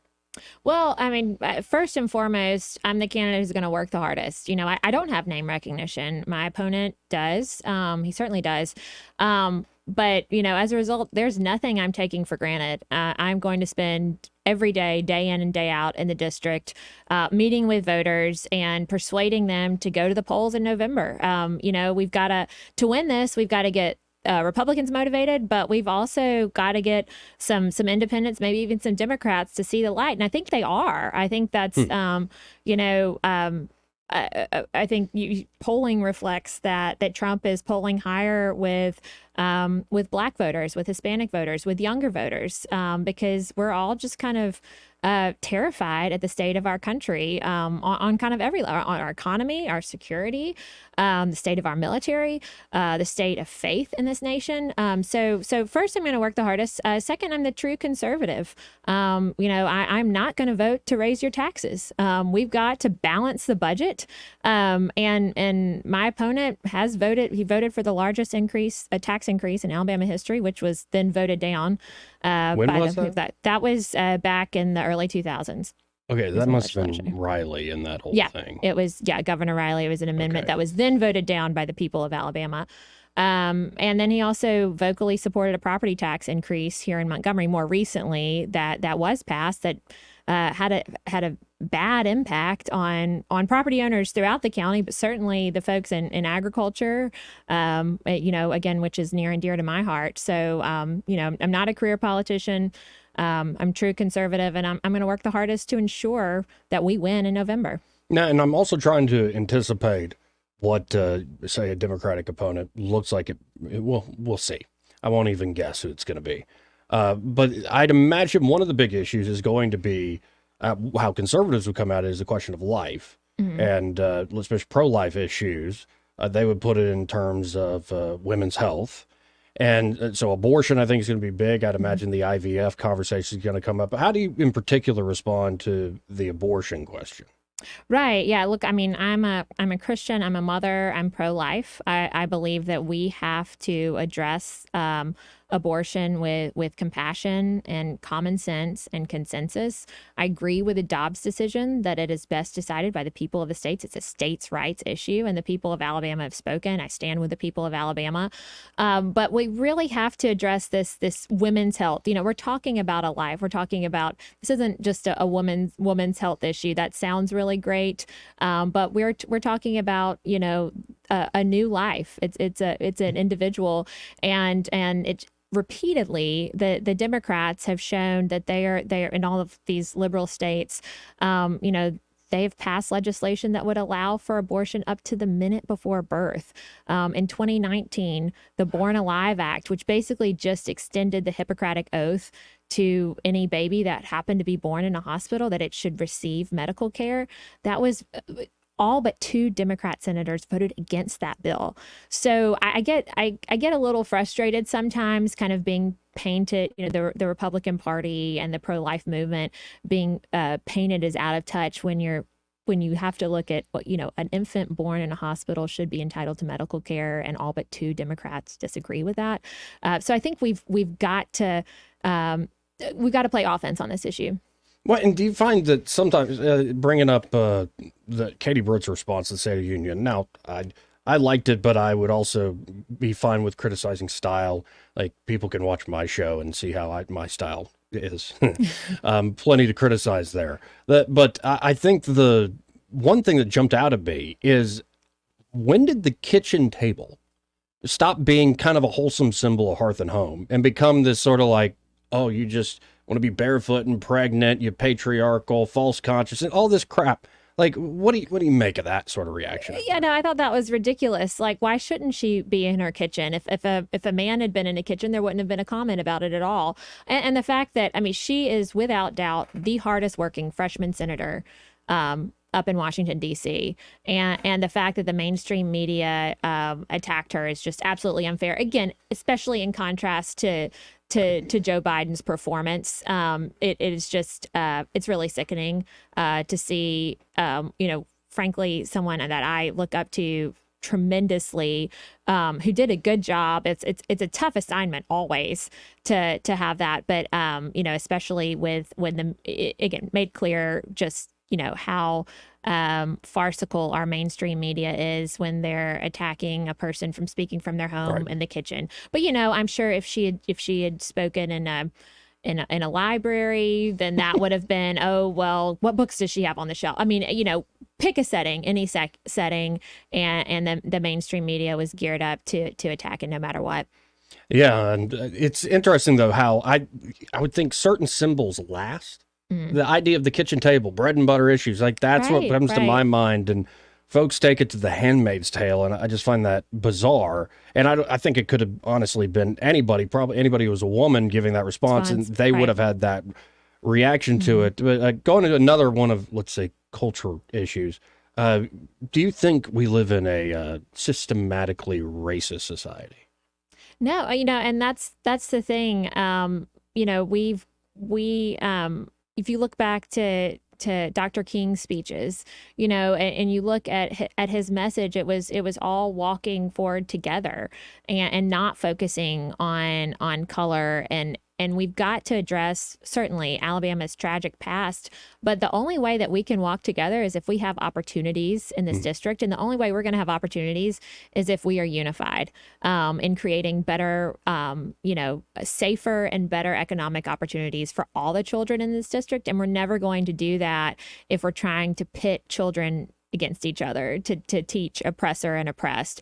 And frankly, I don't know if America can serve with all these global threats. If we were to have, I hope we don't, but if we were to have another Pearl Harbor or something of that sort, certainly we're never going to agree politically, but are we going to be unified in spirit?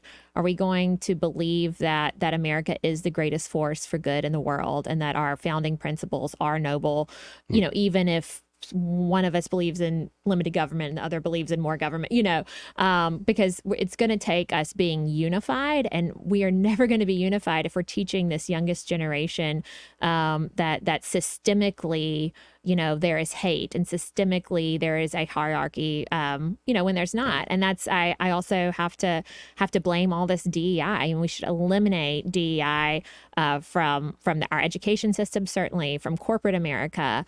You wouldn't believe, I've had certain clients, I'm a lawyer, and a client reach out to me to hire me, but depending on the company they work for, some companies require your law firm to provide all these reports on how many, minorities they have, how many women they have, what are their DEI efforts. And it's like, this client is trying to hire me, a woman. Right. You know, isn't that enough? Yeah. Because I'm qualified. You know, they can't. A lot of corporate America has been virtue shamed and virtue signaled into buying into this. I think people are waking up. But you know, even Alabama and Auburn spend millions of dollars on DEI. We've got to cut that. You know, again, our debt is a huge problem. I do not believe in raising taxes, but I think there are a lot of ways that we can cut some of this liberal woke agenda and result in more funds that we can use to balance our budget. Again, folks, we're talking to Caroline Dobson. She is running for Congress. She is in the runoff against Dick Brubaker. What's the date on that? I'm sorry. April 16th. April 16th. Day after taxes. Oh, I always file an extension. Let's go to Josh here on with Caroline Dobson. Hey, Josh. Hey, Joey, Miss Caroline, how you doing today? I'm good, thanks. How are you, Josh? Fair to middling. No, I have stake in West Alabama too, and everything. You spoke about full health, and that kind of speaks to me a lot. How would you change that without increasing the taxes to get more funding into these rural centers that are in the outskirts of metropolitan cities?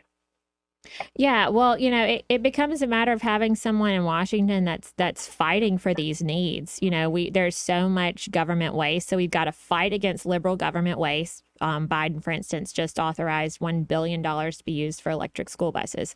So I would love to see the Green New Deal repealed. So we've got to be more responsible in our spending, and I think again, we, even as conservatives, we believe, in some government to provide for the national defense, to provide for basic infrastructure needs, and then, fight for healthcare. But that's we've got to be focused on really the core issues that will allow our communities to survive. But that's another reason we need some, I'm from a tiny town of Beatrice, 200 people. We need more folks in Washington on both sides of the aisle that understand the struggles that small towns face, and the fact that certain economic policies or trade policies can really kill small towns. They can hurt cities, but cities can bounce back. There's insulation there. There are other employers. But when you lose a major employer in a small town or rural community, that can have devastating impacts for decades. Vanity Fair in Monroeville is an example. So we've got to have more folks attuned to the needs of our small towns, because that's what makes up a large part of District 2. And you're willing to fight them off up there? Yeah, no, well, that's the thing. We going in as a freshman. We need more. We need a cross section. And I there are certainly a lot of folks up there with a lot of wisdom, but folks my generation and younger have got to step up and start caring, and we've got to learn from these folks while they're still there. But we need more. We need young folks to go toe to toe with a squad. We need young people to stand up and care. I feel like my generation is notoriously apathetic, and we're gonna a decade or 2 decades from now we're gonna wake up, and all the old guard's gonna be gone, and this time we could have spent working with and learning from them what to do and what not to do in a lot of ways. We will have lost that opportunity if more of my generation doesn't stand up and take action. I appreciate the call, Josh. Really do.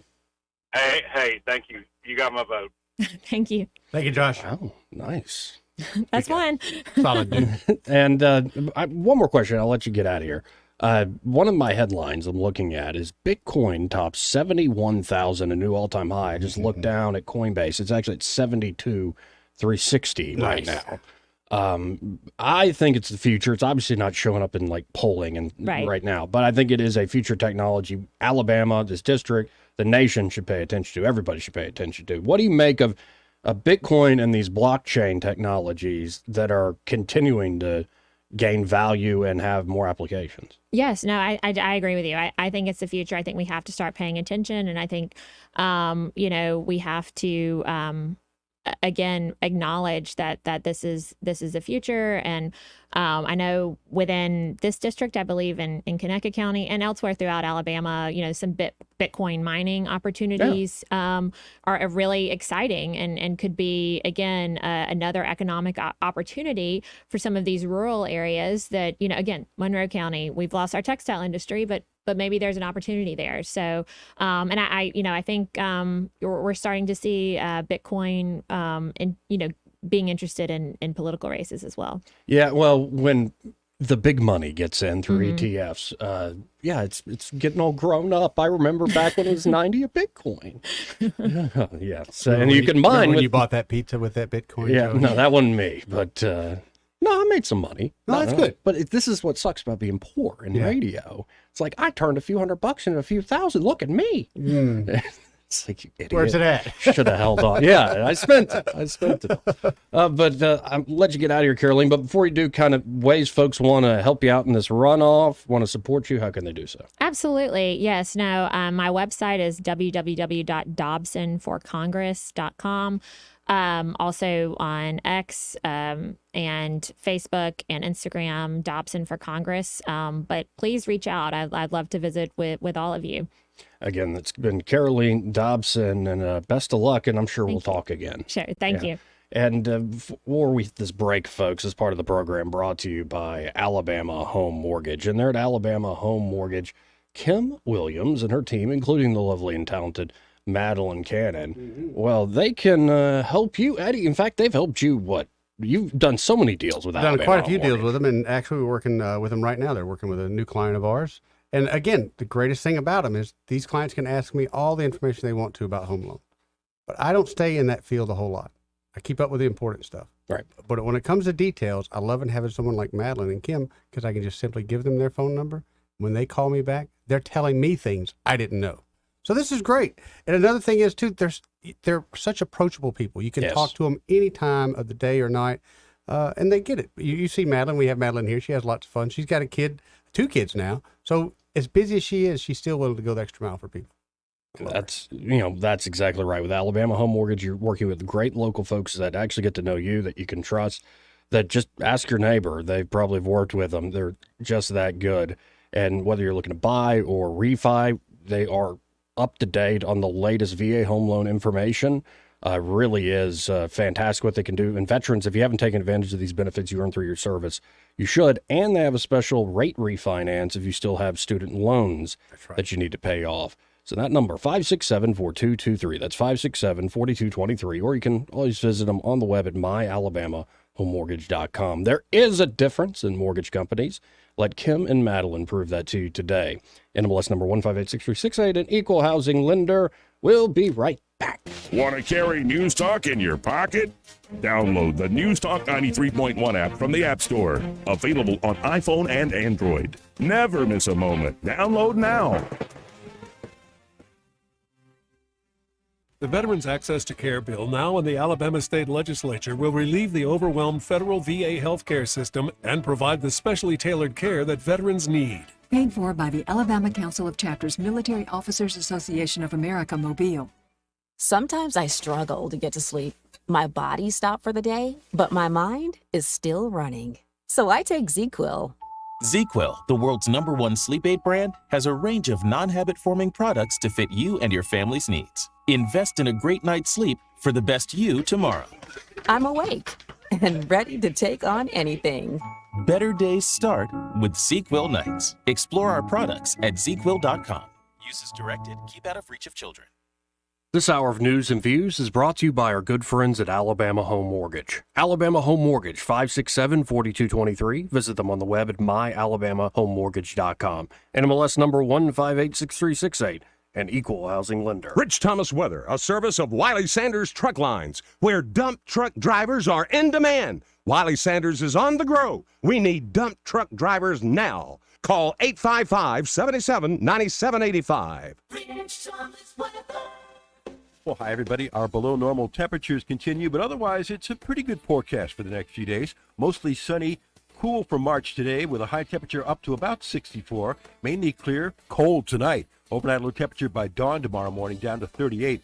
Tomorrow, the recovery begins with sunshine, high 72, up to about 76 Wednesday with more sun, upper 70s to near 80 on Thursday, and showers and storms returning on Friday. From the Blue Water Weather Center, this is Rich Thomas. John Bobo with Capital Tractor. Spring is time for clearing and cleaning. Time to clean out your shed too. Let go of old, outdated equipment holding you back and visit Capital Tractor to see your property's full potential. Powering Alabama, Capital Tractor, Montgomery, Brundage, and Greenville. The premier place the River Region turns to for news, weather, traffic, and opinion. News Talk 93.1 FM WACV.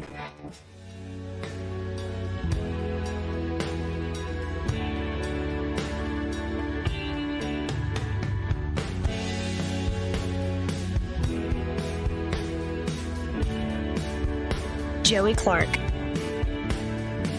Welcome back to News and Views in the afternoon. Great seeing Caroline Dobson. It was. And of course, we will reach out and have Dick Brubaker on the show as well for this runoff coming up April 16th. Not too long away, Joey. Not too long away at all. And then, of course, it's Shamari Figures and Anthony Daniels running for the Democratic, excuse me.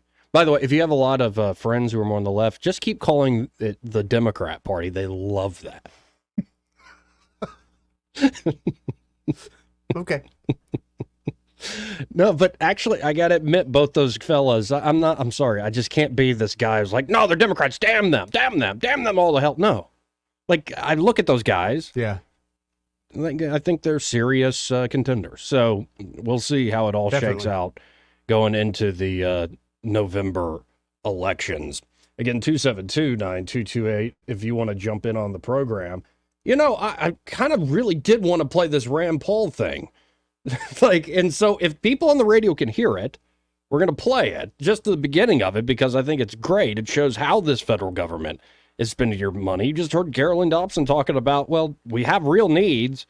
Do we really need to spend money on this, that, or this when we have these very real needs? And so if you're out there in Radio Land and you cannot hear this clip, let us know. But here we go. This is Rand Paul last week talking about how earmarks have come back. Washington, D.C., up to your old dirty tricks again. Senator from Kentucky is recognized. Pork barrel spending elicits images of politicos, fists full of cash to be passed out to the special interests. Pork barrel spending sounds bad and smells worse. Pork barrel spending is the original sin of Congress that big government types can't rid themselves of, can't rinse themselves clean of. Pork barrel spending is the grease that eases billions and trillions of deficit dollars to follow. What did our founders have to say about pork barrel spending, about earmarks? Well, the Constitution is quite clear. Taxation and spending are only allowed if they are for the general welfare.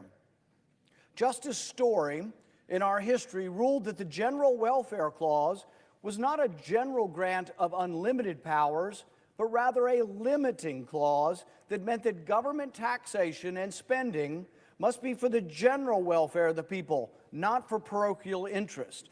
It's not for a sex club in Philadelphia. It has to be for the general welfare of all people in the United States. It's not for a parade in Detroit. It's for the general welfare of people. The earmarks are pork barrel spending, and they are not included in the Constitution. Justice Story referred to Jefferson in reaching this conclusion. Jefferson wrote that the laying of taxes is the power and the general welfare is the purpose. So you can tax people generally, but you have to spend the money generally. It has to be what's good for everyone in America. It can't be good for Bubba Gump's Shrimp Museum in Louisiana. It can't be good for sugarcane in Louisiana. It's supposed to be for the general welfare of the entire United States. That's what Jefferson said. He said that to lay taxes ad libitum for any purpose they please, it shouldn't be so, but only to pay for the debts or provide the general welfare of the Union.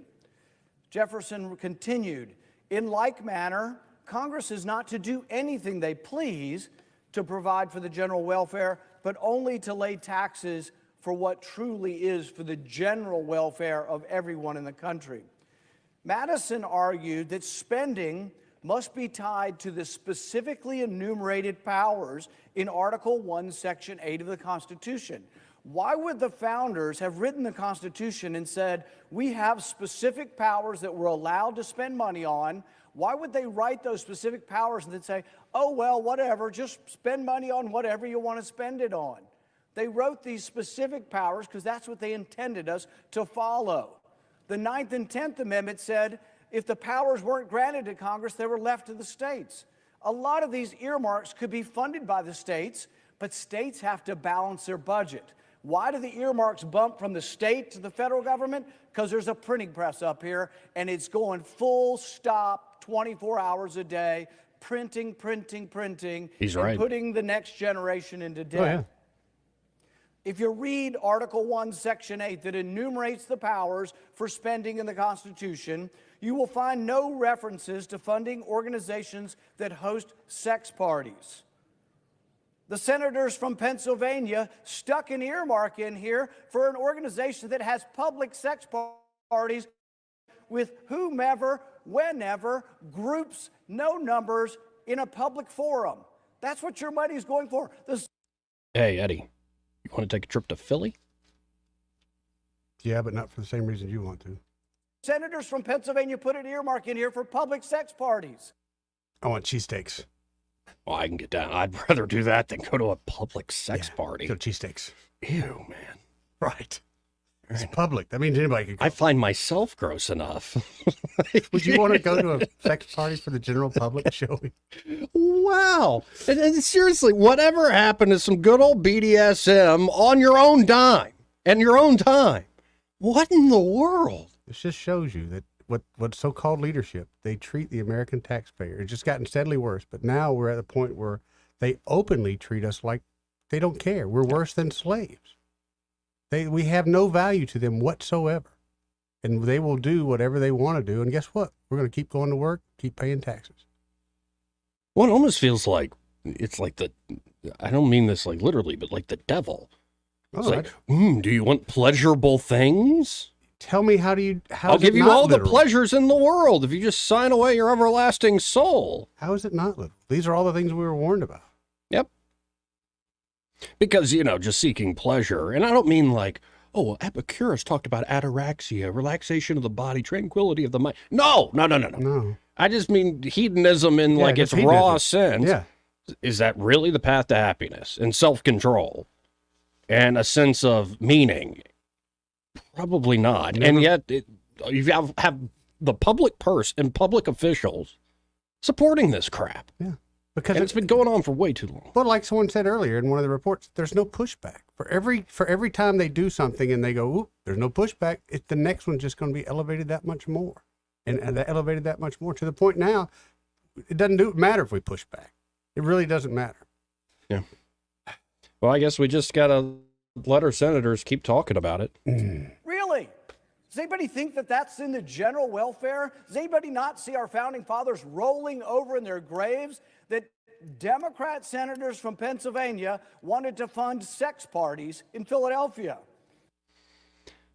We'll be right back. He may not know whether he's coming or going, but whether you're going to work or coming home, Greg Budell is there. Mornings 6 till 9 and afternoons 3 till 6. Only on News Talk 93.1 FM WACV. Hey folks, this is Tammy Burkhalter at Prattville Farm Center, and did you know there's all kind of dogs that we can feed? Like sleeping dog, hot dog, creek dog, swimming dog, hunting dog, shaggy dog, lap dog, window dog, riding dog, hiding dogs, puppy dog, standing dog, hat dog, cozy dog, family dog, even a dancing dog man. So come see us at 1154 South Memorial Drive in Prattville, and we can even feed your kitty cat too. This hour of news and views is brought to you by our good friends at Alabama Home Mortgage. Alabama Home Mortgage, 567-4223. Visit them on the web at myalabamahomemortgage.com. NMLS number 1586368. An equal housing lender. Trustworthy, accurate, immediate. Carrying your voice across the river region. News Talk 93.1 FM WACV.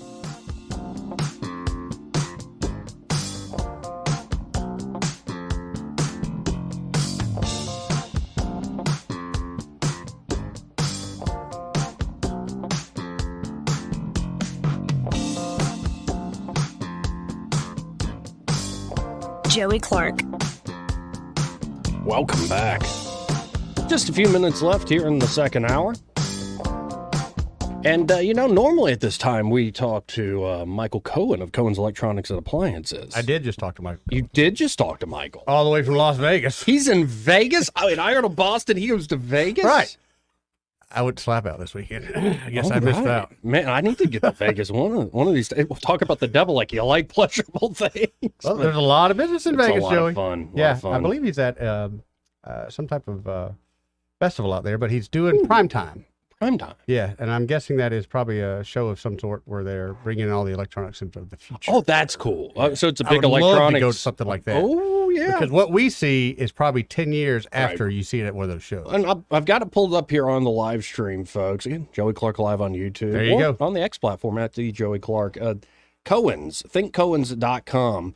And so I am a customer. I did a child wish fulfillment thing. I justified it saying, well, I'm trying to build credit. Actually, it's kind of worked. No, it has worked. But I went and got, I always wanted as a kid, like, why can't we get the biggest TV? Mm-hmm. Come on. Yeah. Mom, let's get the biggest TV. So what do you got now, Joey? I got an 85-inch Samsung. Like, it's right. I'll be honest, folks. When I got it home, I'm like, Joe, you don't deserve something this nice. And then I watched a movie, and I absolutely still love the thing. No going back, is there, Joey? And one thing I love about Cohen's is I know that if I have ever any issues, I can call them back up. That's why they say they're Cohen's, that we deliver confidence. Because they do. That you've got a great family-owned business, business with a legacy through the generations that has your back. And it's not just great TVs. They also have great appliances, from anything you might put in your kitchen to washer and dryer units, especially the Speed Queens. Talk about those great grilling options they have, from the Traeger to the Napoleon, like all sorts of different ways you can go about grilling. The great seating arrangements. I want to get one of those captain's chairs. They're so nice. They so really nice. are. Especially a couple of fat boys like No, us. free on some ribs. I ain't getting out of that chair. Yeah, let's watch it on the big TV. That's Eddie. right. It's going to be a good day. Y'all check out Cohen's Electronics and Appliances today. You can always, again, go to thinkcohens.com. But I really encourage you to stop by the Boulevard there, 2515 Eastern Boulevard, right here in Montgomery. And they're open 9 to 6 Monday through Friday, 9 to 4 on Saturdays. Be sure to tell them that Joey and Eddie, those guys on the radio, sent you. Broadcasting from the Riverside Chevrolet Master Control Center, this is WACV Cusana, News Talk 93.1 FM. When it's Chevy, it's Riverside. With SRN News, I'm John Scott. An explosion that took place near a ship in the Red Sea is suspected to have been an attack by Yemen's Houthi rebels, though the blast caused no damage. Sweden's national flag has been raised at NATO headquarters, cementing the Nordic country's place as the 32nd member, 2 years after Russia's invasion of Ukraine persuaded the reluctant Swedish public to seek safety under the alliance's security umbrella. An execution scheduled for next week would be the first in Georgia in more than 4 years. The state is trying to move past an agreement made amid the pandemic that effectively halted executions. A judge last month signed an execution order for 59-year-old Willie James Pye. The Dow is ahead a dozen points, but the Nasdaq is down 31 points. This is SRN News. The new FedNow system is paving the way for the digital dollar. It grants the government unprecedented access to your financial transactions. This isn't just an invasion of privacy. It's a direct assault on your liberty and hard-earned money. It's another reason why I recommend physical gold IRAs from the Birch Gold Group. I'm Lance Wallnow. I'm a news analyst and a podcaster with nearly 25 million downloads to people just like you who cherish their financial independence. A precious metals IRA can help you avoid the scrutiny of Big Brother while also preserving your retirement savings through almost anything, including economic crashes, political instability, and even hyperinflation. To find out more, get your free info kit on gold IRAs by texting the word FAITH to 989898. Birch Gold Group is the only gold company I trust. Get their free info kit and see how a gold IRA can help you. Text FAITH to 989898. Remember, there's no strings attached. Text FAITH to the number 989898 right now, and I pray you're blessed with continued prosperity. Rich Thomas Weather, a service of Wiley Sanders Truck Lines, where dump truck drivers are in demand. Wiley Sanders is on the grow. We need dump truck drivers now. Call 855-77-9785.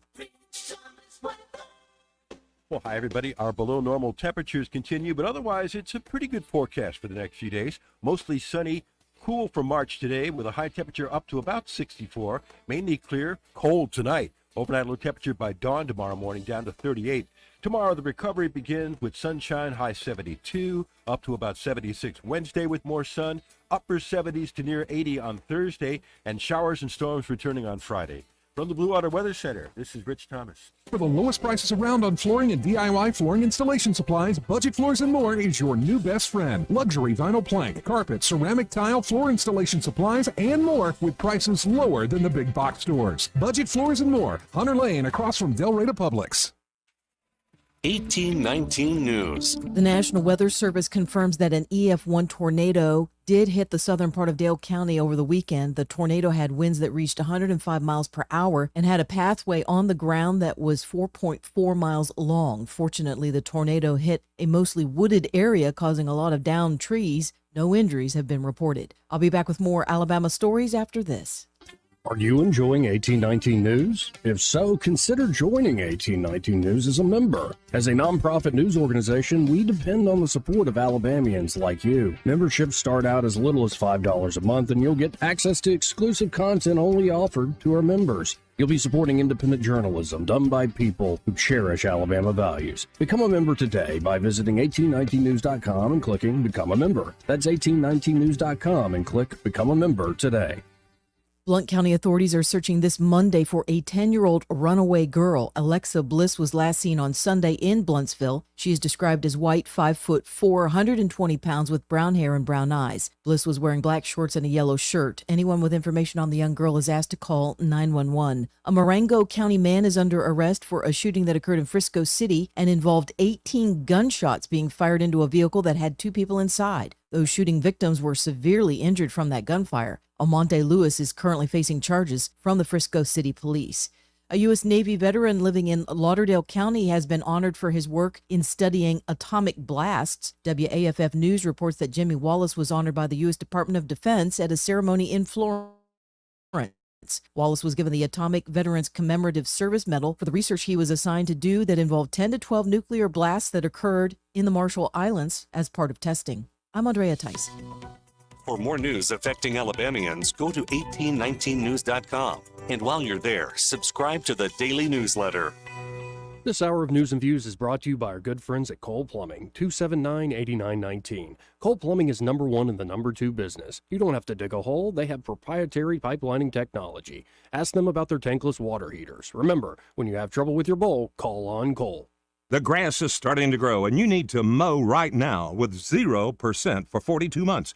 Retail financing on new Hustler zero-turn mowers. That's right. Qualified buyers can enjoy 0% for 42 months on qualifying Hustler zero-turn mowers.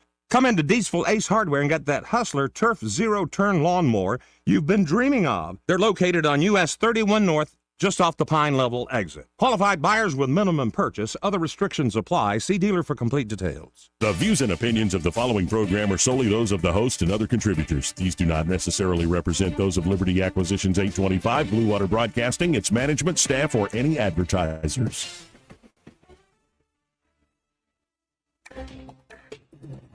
It's time for Montgomery's conversational radio show. It's News and Views on News Talk 93.1 FM. To join the conversation, call 272-9228.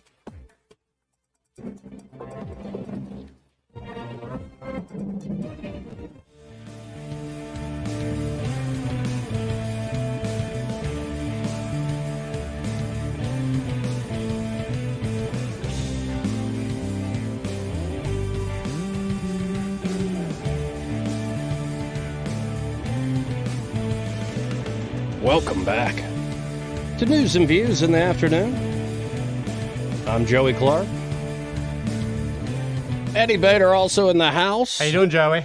Well, I'm doing great. Now, thank God, on my little trip, I didn't have any problems with the planes. And in fact, I didn't even do carry-on. I did this again. When I went to Tampa, I didn't do a carry-on. It's easier, so much easier. Right, and it's easy to get. I brought a jacket that I could put things in the pockets that I could easily put in my lap or like under the seat or whatever. Right. But yeah, that was the only thing I carried on the plane. And also, I'm like, okay, I'm about to sit down in Boston. It's 34 degrees. I need this leather jacket. Better bring a jacket, yeah. Right. And so that was it. And luckily, my luggage was there. Everything was easy. No real turbulence of any type. But you do have those thoughts. Where there was one point where I'm sitting the row right ahead of the, like, if you are sitting next to an emergency so you get exit. the door. Now, I wasn't the one who had to operate it. We had problems, but I'm like right next to I would have helped. There's a handle. So. Well, the handle was like right here. Yeah, you're going to have to push it a little bit too. Yeah. And so the thought goes through your mind of like, and then, where I'm at in life, I'm like, if it's my time, it's my time. Were you in aisle seat or window? I always did window. Okay. When I booked it, I've always done window too until recently. I hit my head twice getting in because it's like I couldn't judge it. It's not even that with me. It's ever since they had people going crazy on the planes, I don't want to be trapped in a window seat. I feel like I need to be on an aisle seat in case Action Jackson needs to take some action. Action Jackson? Yeah. That your nickname now? Action Jackson? Really, Eddie? I'm telling you, man, people on a plane, you're up in an aluminum tube of death already. You got somebody that's bouncing around, being a little bit, I want to be the fat boy that sits on them. There was one landing from Boston to Atlanta. Yeah. As we're landing, it did like a big, where my phone almost hit me right in the head. And I'm like, whoa, okay. That was a bit of a jerk there. Yeah, a new pilot. Yeah. And I don't know what it is. And I kind of laughed at it because the connection from Atlanta to Montgomery, it was number one, an hour and a half late. Always. And we sat on the tarmac for about 30, 45 minutes because we're overweight by 300 something pounds. And he started to crack me up because he's like, I don't know why they do this, folks. I have no control over it. They always do that. Like, you could tell he was just letting it out. Like, dadgummit, guys. Right. At the end of the day, it wasn't that big of a deal. We should have just left quicker because the baggage, we got there at 6:30. The baggage was there at 7. I'm always worried but it's just, about that. Coming to Montgomery always seems to be the coming back. Well, they put it on like a DL plane, something like that. On the download, Joe? No, not download. What's that? DHL? What's that? It's not UPS, FedEx. DHL. Yeah. They threw it on one of those, and the luggage just followed us. I'm like, why did we just do that in the first place? Because we'd like to hold you up, make you inconvenient. It's just we want to get some more money out of you at the airport bar here. We're shaking you down. But here's a story: 50 people injured by strong movement on Boeing plane flying from Australia to New Zealand. Yeah. Due to a technical event, which caused a strong movement. It dipped so dramatically in a nosedive for a couple of seconds.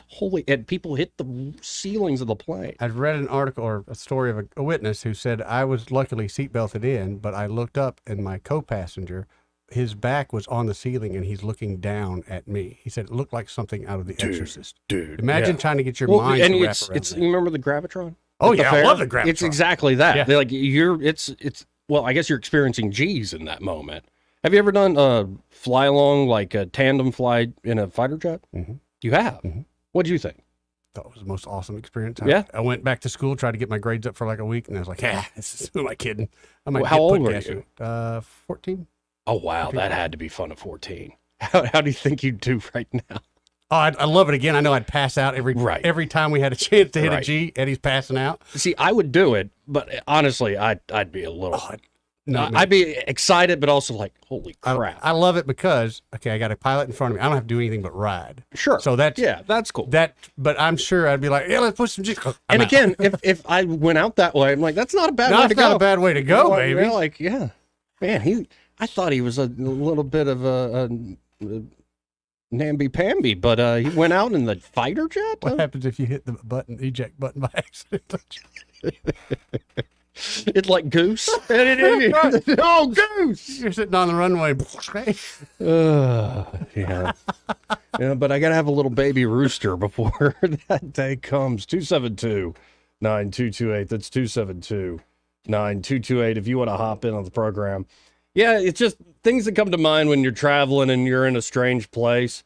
Well, one thing about going out of Montgomery and connecting to Atlanta is you don't have to deal with Atlanta security. Like Montgomery security took me like a minute. You still have to take your belt and shoes off, though, folks. And and when I had to go back, Boston security was no fun. That was pretty not was as there bad a as lot of people, Atlanta. or- A lot of people. Yeah, Yes, that's the downside, man. just a lot of people. So it takes a while, and they make everybody take their shoes and belt off and empty their pockets. And if you've got a laptop bag, take the bag out, separate it. It's like Here's the thing that's confusing, Joey. Flying as much as we do, a lot of airports have different stuff. Like some you don't have to take your computer out. Some you got to turn your computer on. Some don't really care. Honestly, at the end of the day, you look at the security guys and they're watching a video on their phones. But as you go through line, you're like, hey, do I need to take my computer out? Never have I gotten a nice answer. They always treat you like they're, hey, I've said this 1,000 times. Yeah, but this is my first time here. Okay, so give me, what do I need to do? One is, occasionally you do meet people. Now, I didn't talk that much most of the flights. There was when I was getting on the one back from Boston to Atlanta. I was moving quickly and I hit my head trying to get to the window seat. And the guy on the aisle seat, Bruins hat, black fella, Tony's name. And he said, no, I like your style, man. You're moving quick. Look at all these people. I'm like, thank you, man. So, exactly. Did you try to, like when the plane landed, time to get off the plane, time to deplane, did you jump up and try to be first in line, or did you act casually? No, act casual. Okay. And then when it's your time, you get your butt up and you Did get you off have the plane. anybody on your plane? Because I'm seeing this more Yeah, and more. sometimes people do that. Oh, I want Or to they get up real quick. I want to and- trip when they start running down the aisle. Yeah, come on, man. Come on. Wait your turn. Yeah. If you want to get off first, pay for first class. Thank you. Right. Thank you. So, and then on the flight from Montgomery, or from Atlanta to Montgomery, that connection, there was a lovely woman named Jackie sitting right next to me, and one of her luggage was the one that got taken off. She's like, well, it weighed 53 pounds. I had to, and I'm like, what was so, what's so heavy in that pink luggage? She's like, it's a specialty pillow. I'm like, oh, well, that makes sense. You got to sleep good. What's a 50-pound pillow? It's a big pillow, man. Good Probably Lord.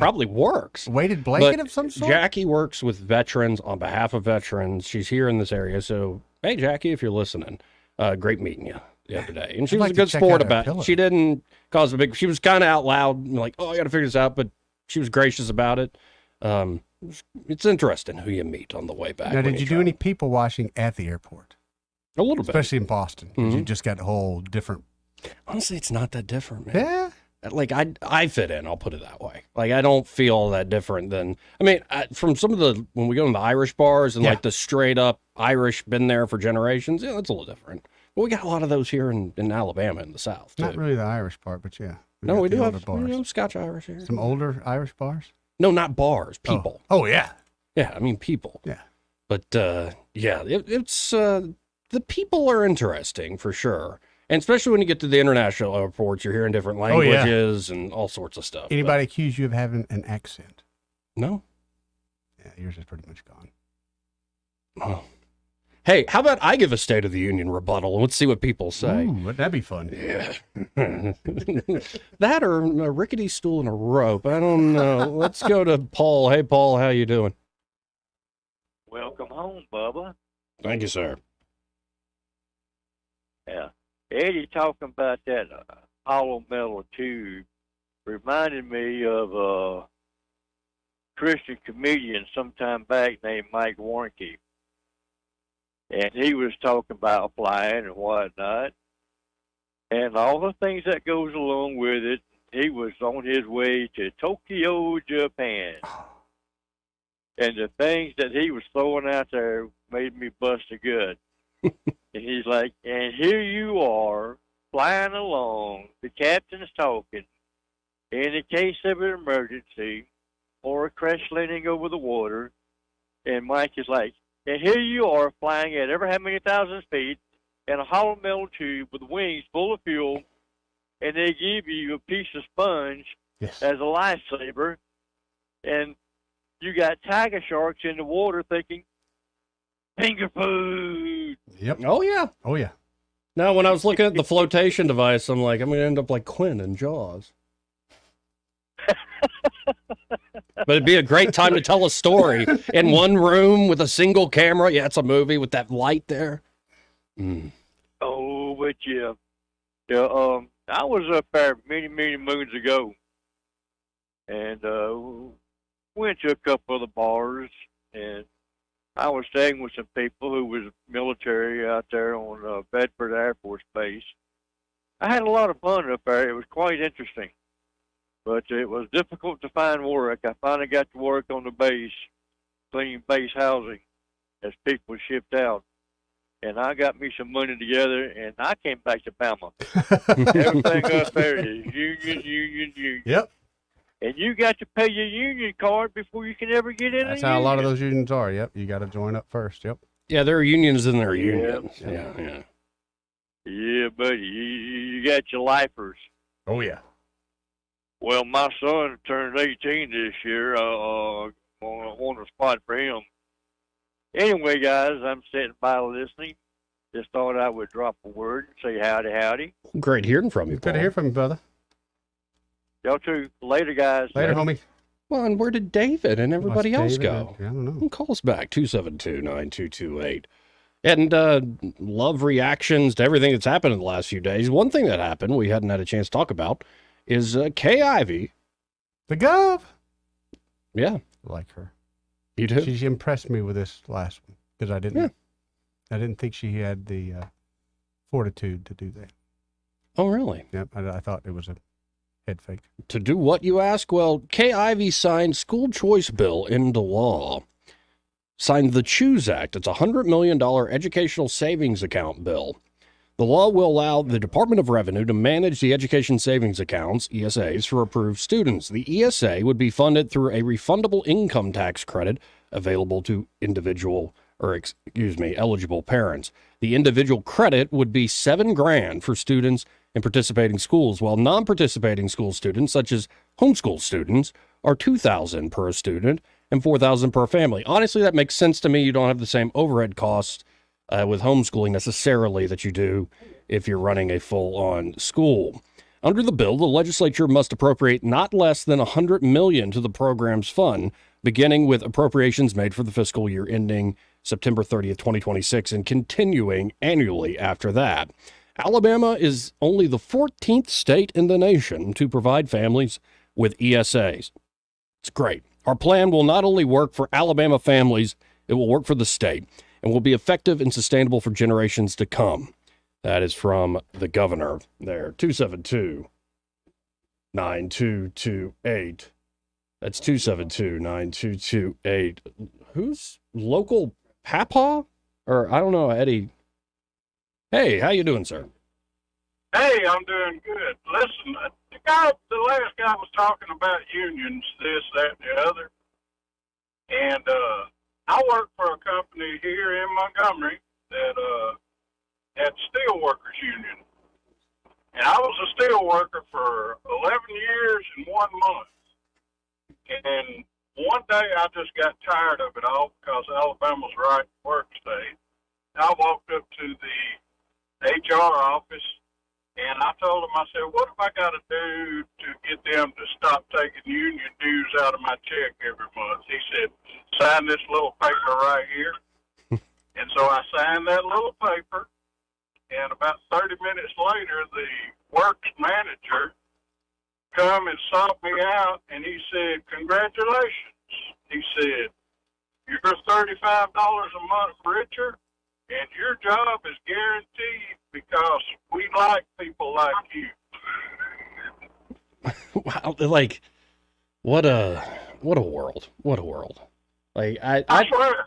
I don't know. I don't pretend to have experience with all that type of work or even a union. Greg Budell tells me old stories of radio unions where they had legacies, like one guy that would run the turntable get paid ridiculous amounts of money. All he did was run turntable. Yeah, exactly. And you couldn't touch it. Yeah. But, Crazy. yeah. Crazy. Well, I just simply got tired of guys who were members of the union and knew that they couldn't be fired for frivolous things, and they took advantage of it. And hey, I worked hard, but they didn't work at all. Well, and you said this was in the steel industry? This was, well, it's actually a silicon metal plant. It's closed down now. The last known name of it was Dow Corning. When I worked for it, it was Ohio Ferroalloys Corporation out in Mount Meigs, Alabama. Well, I appreciate the call, sir. I really do. Well, yeah, but like I said, Alabama's right to work state, and I was always glad of that. Well, and you got pretty much all the state's leaders behind you on that. I've seen op-eds from the governor, from the lieutenant governor, from our senator, Will Barfoot, recently. A lot of folks fighting to keep it that way. Yeah. Well, listen, y'all got a great show. I love it. Love it. Love you. Love Eddie. Love the whole deal, man. Keep up the good work. Thank you, Papa. Thank you, Papa. 272-9228. One of the first local baseball teams I worked for or played ball for was Ohio Farrell. I had no idea what they produced for like 10 years. Was that your reaction there? Oh, okay. But that was literally the first baseball team. Okay. Yeah. Yep. Let's go to Eric on line 3. Hey, Eric, how you doing? Hey, Mr. Joe. How are you today, buddy? Feeling great. It's wonderful. Wonderful. Beautiful out. I wish you guys were outside broadcasting, but I don't know about that with all this pollen. It's already getting to me, and I'm a little worried. Come on, man.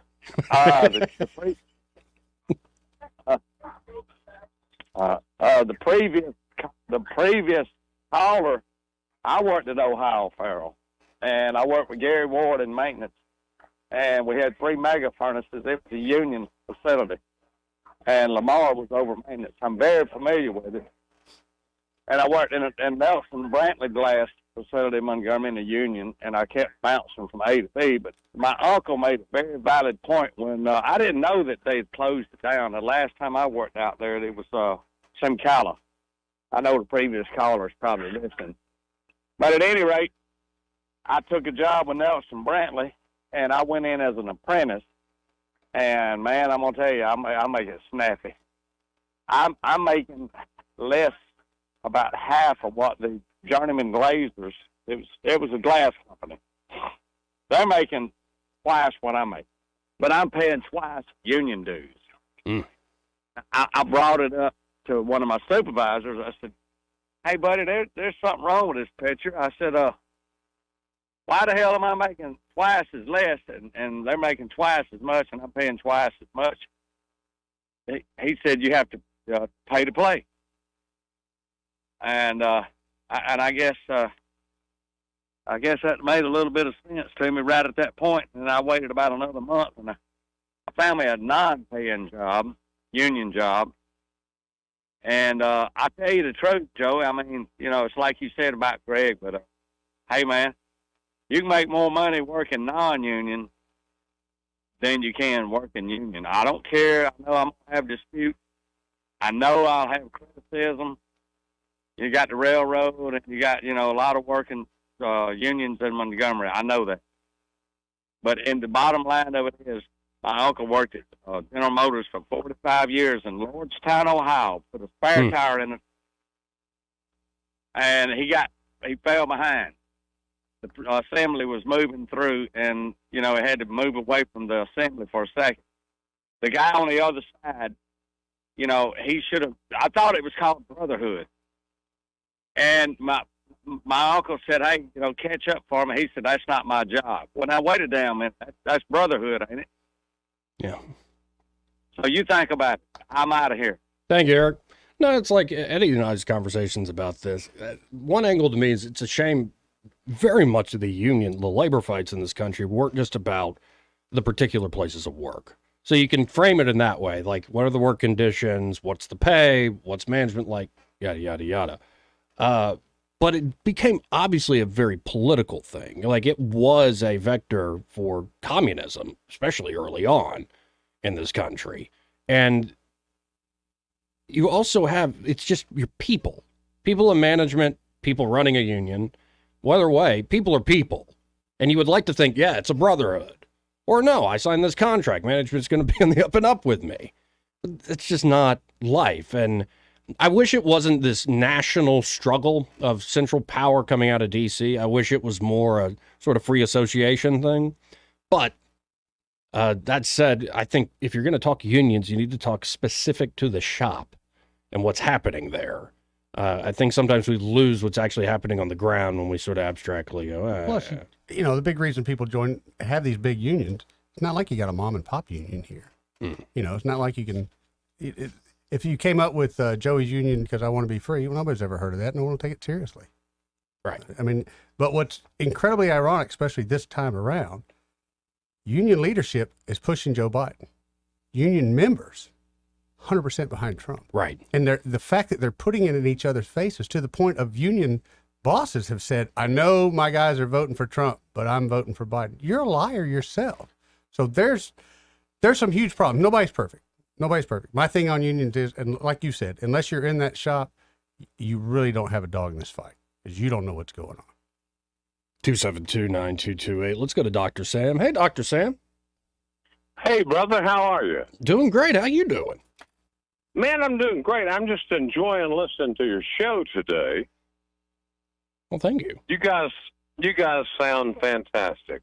I was just going to tell you that my dad was the driver for General MacArthur for about 2 years. Wow. In World War II, and it was kind of interesting. Some of the stories, he didn't like to talk about too many. But anyway, World War II was that was the greatest generation. And, it was just one of those situations that, of course, my brother didn't have any idea. He said he was just a driver. I said, okay, he was just a driver. Just a driver, right. No, because MacArthur would go into areas where there were no snipers. It was like he just was that way. Right. Yeah. Yeah, just a driver. Who's the first one they're going to shoot? The driver. Hello. So anyway, oops, I just broke in a car out here. Anyway, I just want to tell you guys are sounding great, and y'all keep up the great work. Thank you. I could expand on, but I'm not. I'm going to let the callers call in, and I'm just going to kick back and relax and listen to all these guys. But it was pretty neat that Daddy was a marksman with a M1 carbine. Nice. At 300 yards, which is pretty much unheard of. So yeah, that's great. I think I inherited a little bit of it. I don't know. I think it's more than a little, yeah. I think you did. I appreciate it, Dr. Sam. Really do love it. Love you, Sam. All right, brother. See you guys. Let's go to Eric the dog. Hey, Eric, how you doing? Hey, then, Eric, it's Clint. Oh, Jr. sorry, Clint Jr. I took a few days off. I'm rusty. How you doing, Clint? No problem. I'm doing good. This school choice has got me excited. I've been waiting for this. What is the next step? How do we sign up for it? All that stuff. Honestly, off the top of my head, I do not know right at this moment. I'd imagine there's going to be an enrollment process as they ramp it up. But what I'll do is I'll look into it. But all I know is that it did pass. Like the basic nuts and bolts of it look pretty awesome. The onboarding, I do not quite know yet. Cool beans. I just put 3 kids through Capitol Heights and Robert E. Lee, and I'm happy to see my 4th might have a chance to go somewhere else. Amen. Well, that's awesome to hear, Clint. And I'm happy Alabama did this. We actually did something fairly early. Me too. In the process. They got ahead of the curve. Only 14th state to do it. But appreciate the call, Clint. All right, bye. See you, bud. This part of the program brought to you by River Region Contracting. And there at River Region Contracting, Todd Clark and his team are ready to help you with your roof. You know, if you let a problem fester for too long, yeah, number one, the problem's going to get worse. Yeah. And number two, you pay, if you're a smart homeowner, if you're just being responsible protecting yourself, you pay homeowners insurance, right? Sure. Wouldn't it be a shame if those premiums went to waste if you had just kind of let a problem fester and the insurance company comes back to you and goes, well, no, actually, I think this is negligence on your part. We ain't paying for it. I have seen that before, Joey. This is why you need to get in touch with the River Region Contracting. They love to educate their customers on their roofs, and they're a team of insurance specialists. So they can walk you through a claims process, and it ain't their first rodeo. They know exactly what they're doing when they're working with these insurance companies. But here's the trick. Get your roof checked out early and often, especially in this Alabama weather. It can be extreme at times. Yes. And that can mess up either an asphalt or a metal roof. You might as well get it done every year. And here's great news, too. At River Region Contracting, their inspections and estimates are always free. Absolutely free, Joey. And, Eddie can attest to how great they are. He's had them do work on his property We're on the regular, yeah. And so many others. We've lost count of how many listeners have kidding. worked with Todd Clark and the team there at River Region Contracting. There's a reason folks say they're the premier roofing contractor here in the River Region. So call them at 356-8635. That's 356-8635. And be sure to tell them, well, you heard about them here on News and Views in the afternoon. Tell them the Joey and Eddie fellas on the radio. Edda. And that's how you combine Eddie and radio. Tell them those idiots on the radio sent you. More likely. We'll be right back. Want to carry News Talk in your pocket? Download the News Talk 93.1 app from the App Store. Available on iPhone and Android. Never miss a moment. Download now. Hello, this is Colonel Patrick Downing, U.S. Army retired, on behalf of the nearly 400,000 veterans in Alabama, urging the passage of the Veterans Access to Care Bill to give veterans and their families better access to health care specifically tailored to their needs.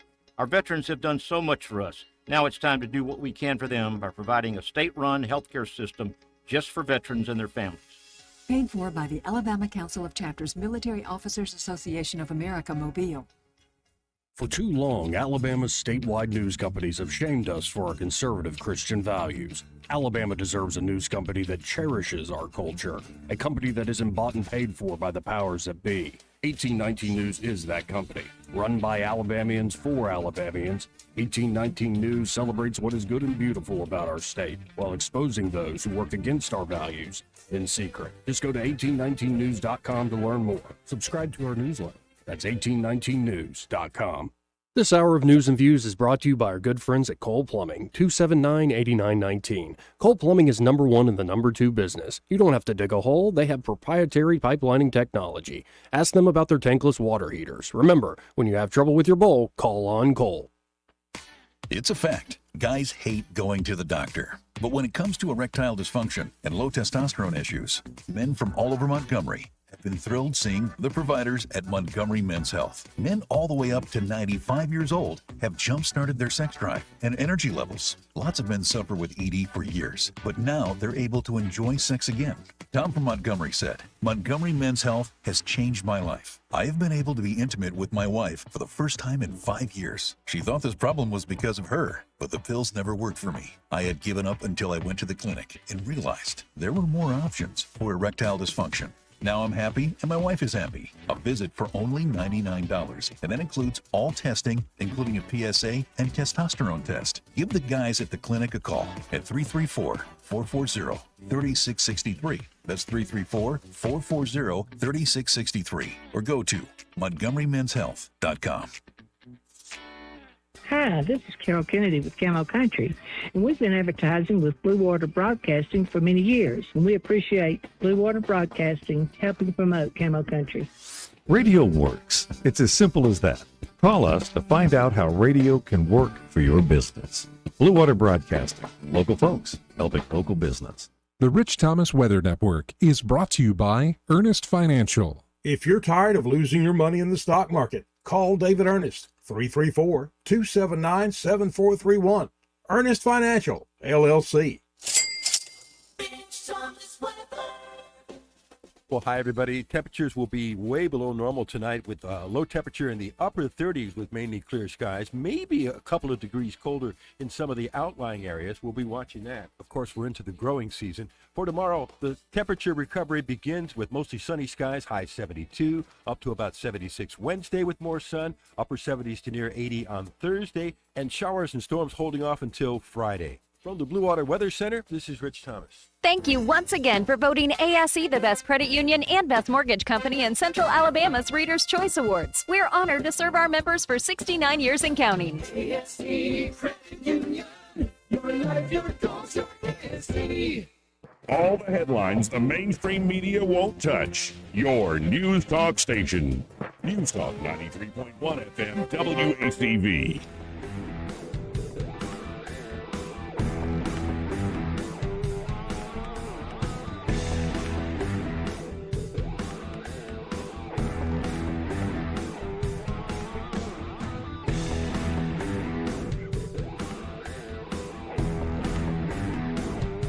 Joey Clark. Welcome back to News and Views in the afternoon. I'm your host, Joey. My trusty sidekick, Eddie Bader's here. How you doing, buddy? Well, and I'd rather call you co-host. I think that's a bad word for it. I said that in a commercial the other day, and I didn't realize I said it, and then I heard the commercial over the weekend. Yeah, that's fine. I just, you know me. I'm fine. I can do, you and me can do live radio all day long. You hand me a script, I'm going to screw it up. But I've got a question for you, co-host. How do you feel about the rise of the robots? Which type? Well, for instance, I was trying to take calls about the silicon furnaces and all this stuff, like pretty hard work, interesting stuff. I'm looking up at Fox Business, and one of the circuses is back. Yeah. On Circus Olay? It might be that one. It could be, yeah. But there was one of those Boston Dynamics robots all bedazzled up, and I'm like, is that robot twerking? Is it a person or is it the dog robot? It was a dog robot that people were interacting with. I'm like, okay, that's weird. And now we're getting the AI stuff, like, so these language models that essentially are becoming little brains. But now other countries are getting in on the action. Oh, boy. Saudi Arabia. Now, what do you think? They got money. Saudi Arabia named their first robot. Think about it. Don't just go knee jerk. What do you think Saudi Arabia named their first robot? I don't know how to say it in a nice way. Just say a Saudi name, a Muslim name is what I assume. Come on. What's the most popular name in the world? Because it's the most popular name in that community. I don't know. You don't want to... I don't even know. It's the name of their prophet, you dope. They named their first robot Muhammad. I don't think they could do that. You can't even draw a picture of Muhammad. How could you name a robot? I'm looking at it now. You can't do that. Here's Muhammad introducing himself. No, you can't do that. Look at that. That's why I didn't want to say it. I'm going to mute it for a second. I am Muhammad, the first Saudi robot in the form of a man. I was manufactured and developed here in the Kingdom of Saudi Arabia as a national project to demonstrate our achievements in the fields of artificial intelligence. How much you bet if you undip this collar, it'll be a Made in China sticker on this. But you know what? I got a feeling I kind of like this robot, Eddie. You want to know why? Why? Because, well, let me scroll down and pull this up on the live stream. There is a local Saudi reporter. See that lovely lady there? And I mean, she is a looker. Yeah, she is. I mean, it's a kind of a low pixel thumbnail, so who knows? But from here, she's looking great. And she could smell, but I don't think so. I don't think so. And I think this robot's ready for prime time because watch this.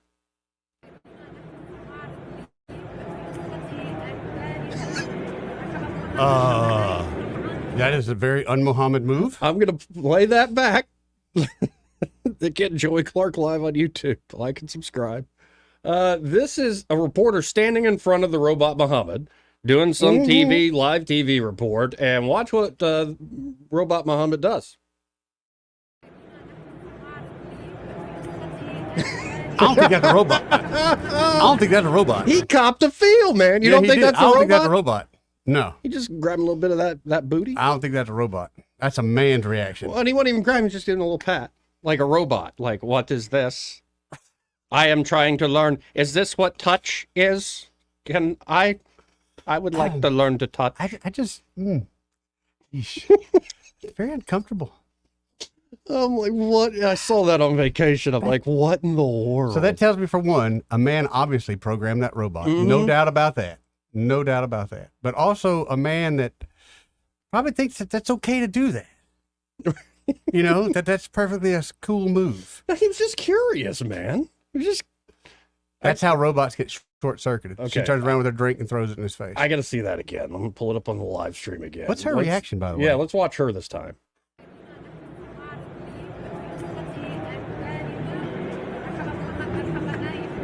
It looks like she's like, how dare you, Muhammad? I think she felt a little uncomfortable there. Yeah, dude. It's one thing for a real flesh and blood man to do that. Well, just... give you a little pat. Like, well, I guess other than, we're baseball colleagues. We're football. Good game. Good game. Good. I don't think all reporters would have taken that so well. I think some, like... Other reporters? Yeah, I think what's going to happen with AI, and I'm the first to say this, is they're going to get Me Too'd right off the get-go? No, all of humanity's stuff, like all our flaws, all our wonderful attributes, it's all going to be amplified. Ooh. Which is not a good thing. I agree. Because sometimes I still wake up in the morning, look at Twitter and say, just nuke us all. I'm just in a bad mood. But can you imagine a robot starting to think that? I think there actually been sci-fi movies made on that. Yes, there has been, Joey. To protect humanity. I must kill you all. Right. Or no, like I've been lately into the Dune lore stuff. Like one of the books, The God Emperor Dune, the guy essentially decides none of you actually want freedom.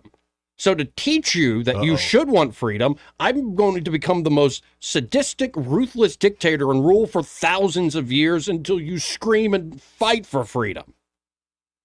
I can see a robot having that thought. Right. Whew. Yeah, it starts with one little innocent butt pat, and now we got Emperor Muhammad. She could have stopped it right then. With his harem. So let's go to line 1. You're on there. Who's this? Oh, brother, you got about brother. How you doing, Randall? Oh, pretty good, man. Welcome back, man. Welcome back. Thanks, man. A replay's all right, and you realize, even though you listen, you realize how much you miss. I don't know how much of a human can't. Maybe, I don't know, man. I don't know why. I felt like a couple things, you know what I mean? Like, I remember, but I had you in my ear like all day. I never take you out. And for you to have a replay, and then it'd be like almost 40 or 60% of stuff I don't even, I didn't retain is crazy. Like, it don't make no sense. I know they're good replays because people will text me in the middle of a replay and go, hey, and they'll literally ask the question. And I'm like, that's a replay from 4 months ago. Oh, wow. And what did we play? I know we did Katie Britt and Andrew Szymanski that day, Valentine's Day. Yeah. We played that. And then, we had some Napolitano replays and stuff. Yep.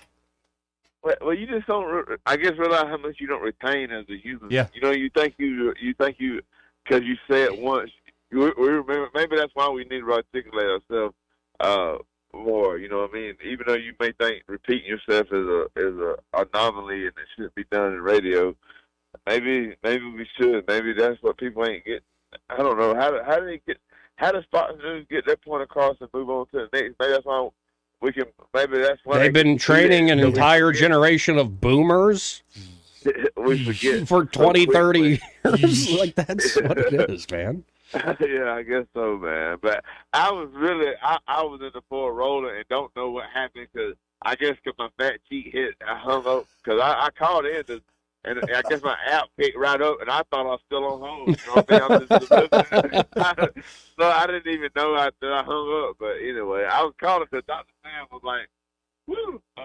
My car just got broken into. And he went right on the talking. Like, that is so much. My car got broken into. He said, woo.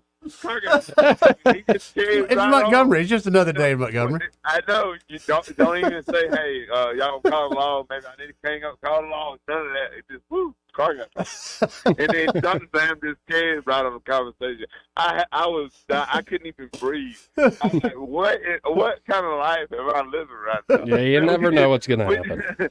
Then we just break into a car, it's just another whim. We just carry on conversation like, okay, it's a big deal. Car got broken too. It don't even matter. Well, Dr. Sam, you rule, because that is going to go down in history. If that don't go down in radio, I don't know what else does. Man, that was killer. Bro, I have died over laughing about that. He didn't even skip a beat. But saying, woo, woo, car got broken. Well, I appreciate the call, Randall. Really do. All right, man. Love you, brother. Later. Let's go to Crawdad. Hey, Crawdad. You guys remember a story that was 2007. An English lady was being a teacher for the little kiddos in Sudan. She was in Khartoum with the children. She loved her kids. They were wanting to have a mascot like the other little soccer team, and the lady said, okay, we have a mascot. They hired her in the little teddy bear in the room. Mm-hmm. And she said, okay, what are we going to name our mascot? And all the children raise their hand, of course, Muhammad. So she says, okay, we'll call our teddy bear mascot Muhammad. The result of that, doing Mommy and Daddy at home heard that their kiddos had a Muhammad teddy bear.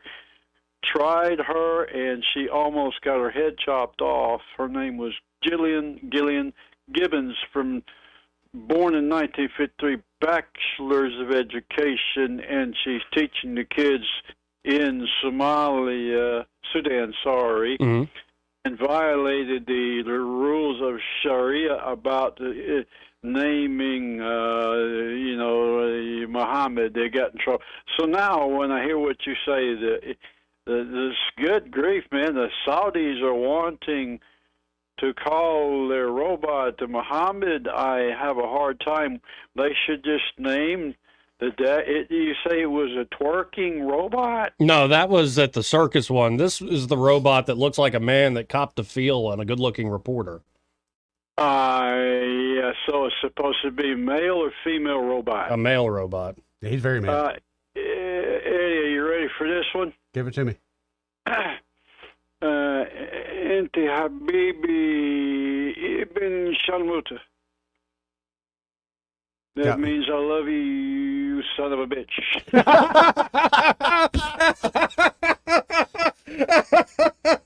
And on that note, thank you, Crawdad. Thank you, Crawdaddy. Owie.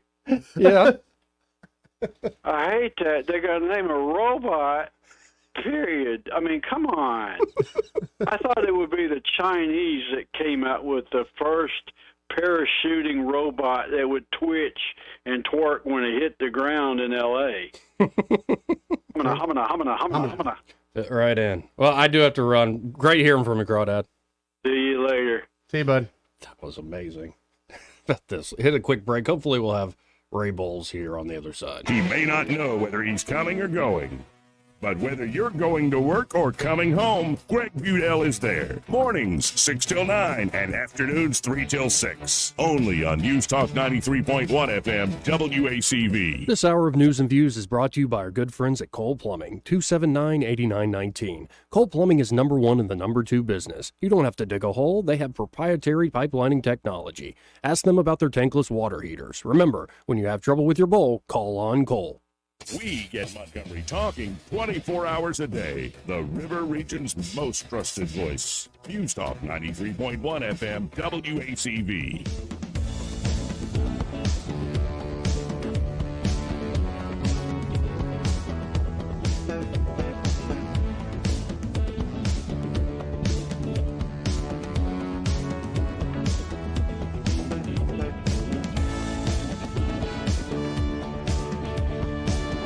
Joey Clark. Welcome back. Final moments of news and views in the afternoon, or as we call it online, Joey Clark Live. I'm Joey. He's Eddie. How you doing, Eddie? I'm doing wonderful. How you doing, Joey? I'm doing all right. Just doing okay. Hey, we have Ray Bowles on the line. That's right. Ray Bowles from Prattville Carpet. Hey, Ray. How you doing? Man, I'm good. I've already been to Auburn. I'm over here in Selma, and I'm going to the little town of Tyler next.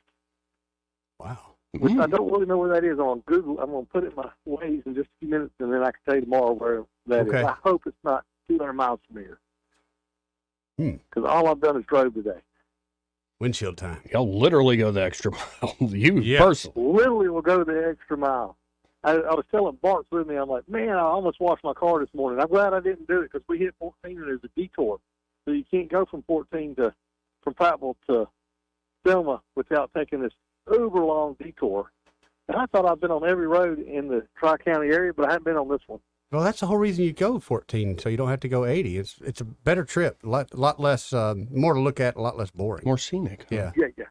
For sure. I'm going 80 back. I'm not doing that again. If they're doing the detours, just hit 80. But, hey, listen, the reason we're all over the place is because we have such a good sale going on right now. I mean, absolutely, $5 a foot install for LVP. You can't beat these prices and these colors. And we have people all over the state calling us, so give us a call today at 334-285-8117, and we'll come out and give you this free measurement like we're doing right now. Again, that number is 285-8117, and when you call, be sure to tell them you heard Ray on the radio with Joey and Eddie. Hey, y'all have a really great day. You too. Good luck finding the small town. Yeah, good luck. And I think where Tyler is. Yeah. Just not ringing a bell at all. Yeah, we'll see. Hey, did we learn anything today? Learned Joey had a good time in Boston. I did. They didn't make fun of you for being a from Alabama, like a lot of places, like I would think Boston would do. Oh, and but I just learned this a few seconds ago, Eddie. What's that? It looks like Anthony Daniels wants to appear on the show this week. Is that right? And I'd love to talk to the gentleman. Great. So cool. Yeah. That should be... Love when good things happen. That should be good. I did have a great time in Boston. I'll say it's...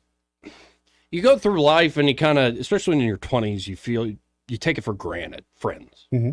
And honestly, and this is Montgomery's story in a lot of ways, not a good side of it. There are folks who have moved here, set up roots, think like Andrew Szymanski.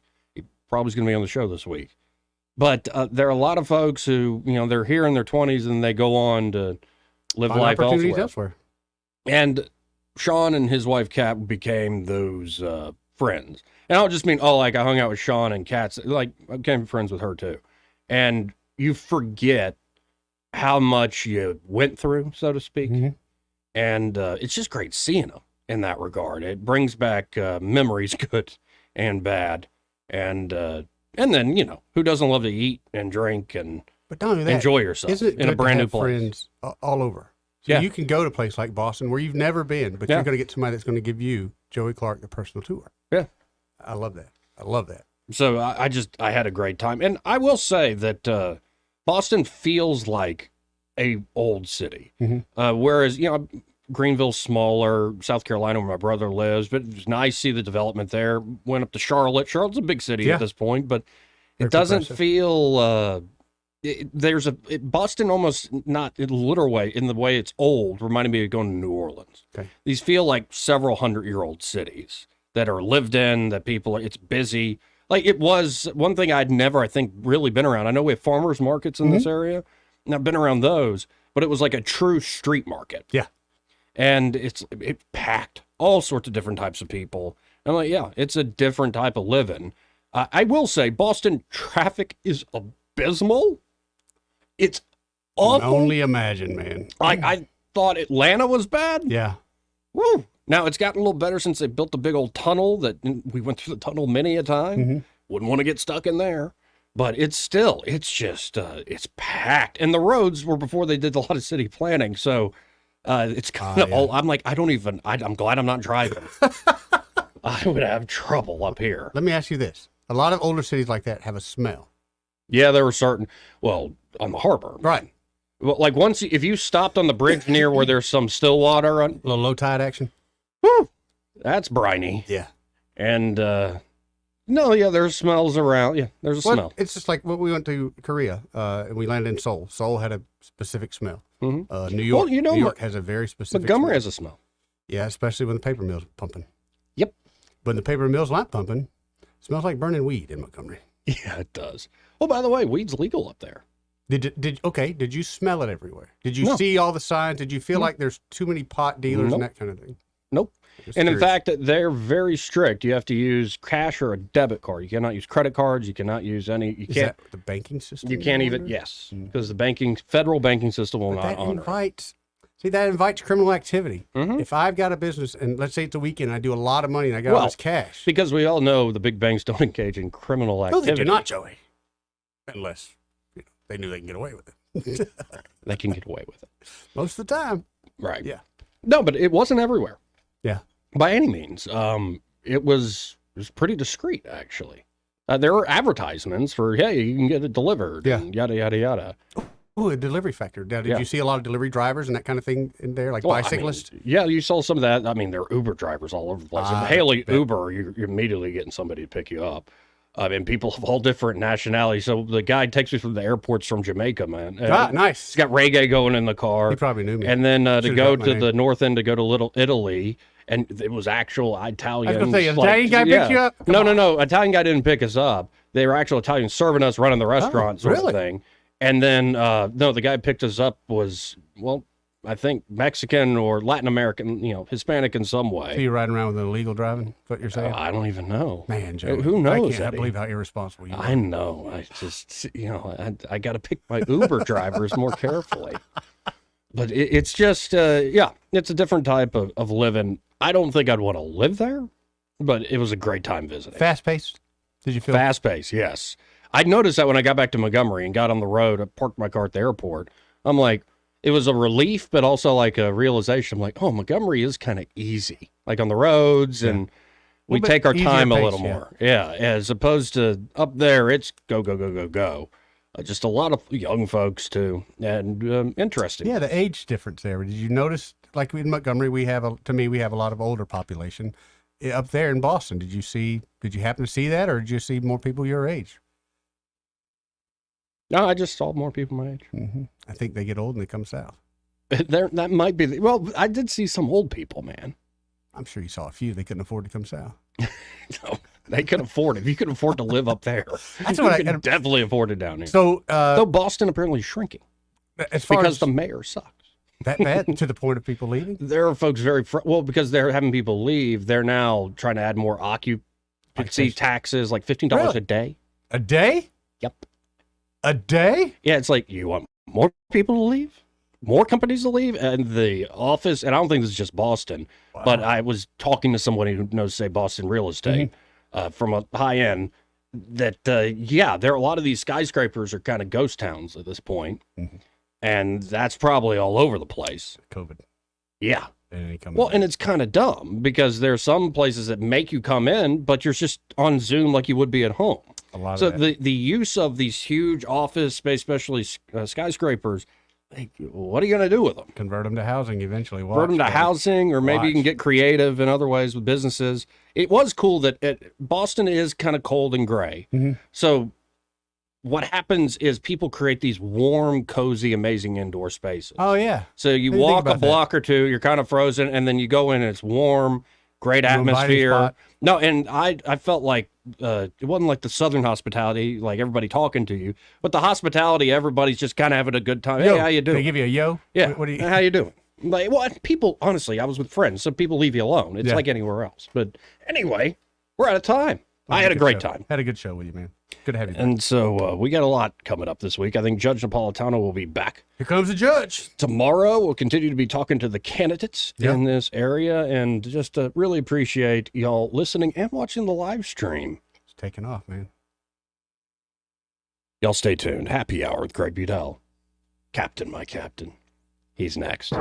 Broadcasting from the Riverside Chevrolet Master Control Center, this is WACV Cusana, News Talk 93.1 FM. When it's Chevy, it's Riverside.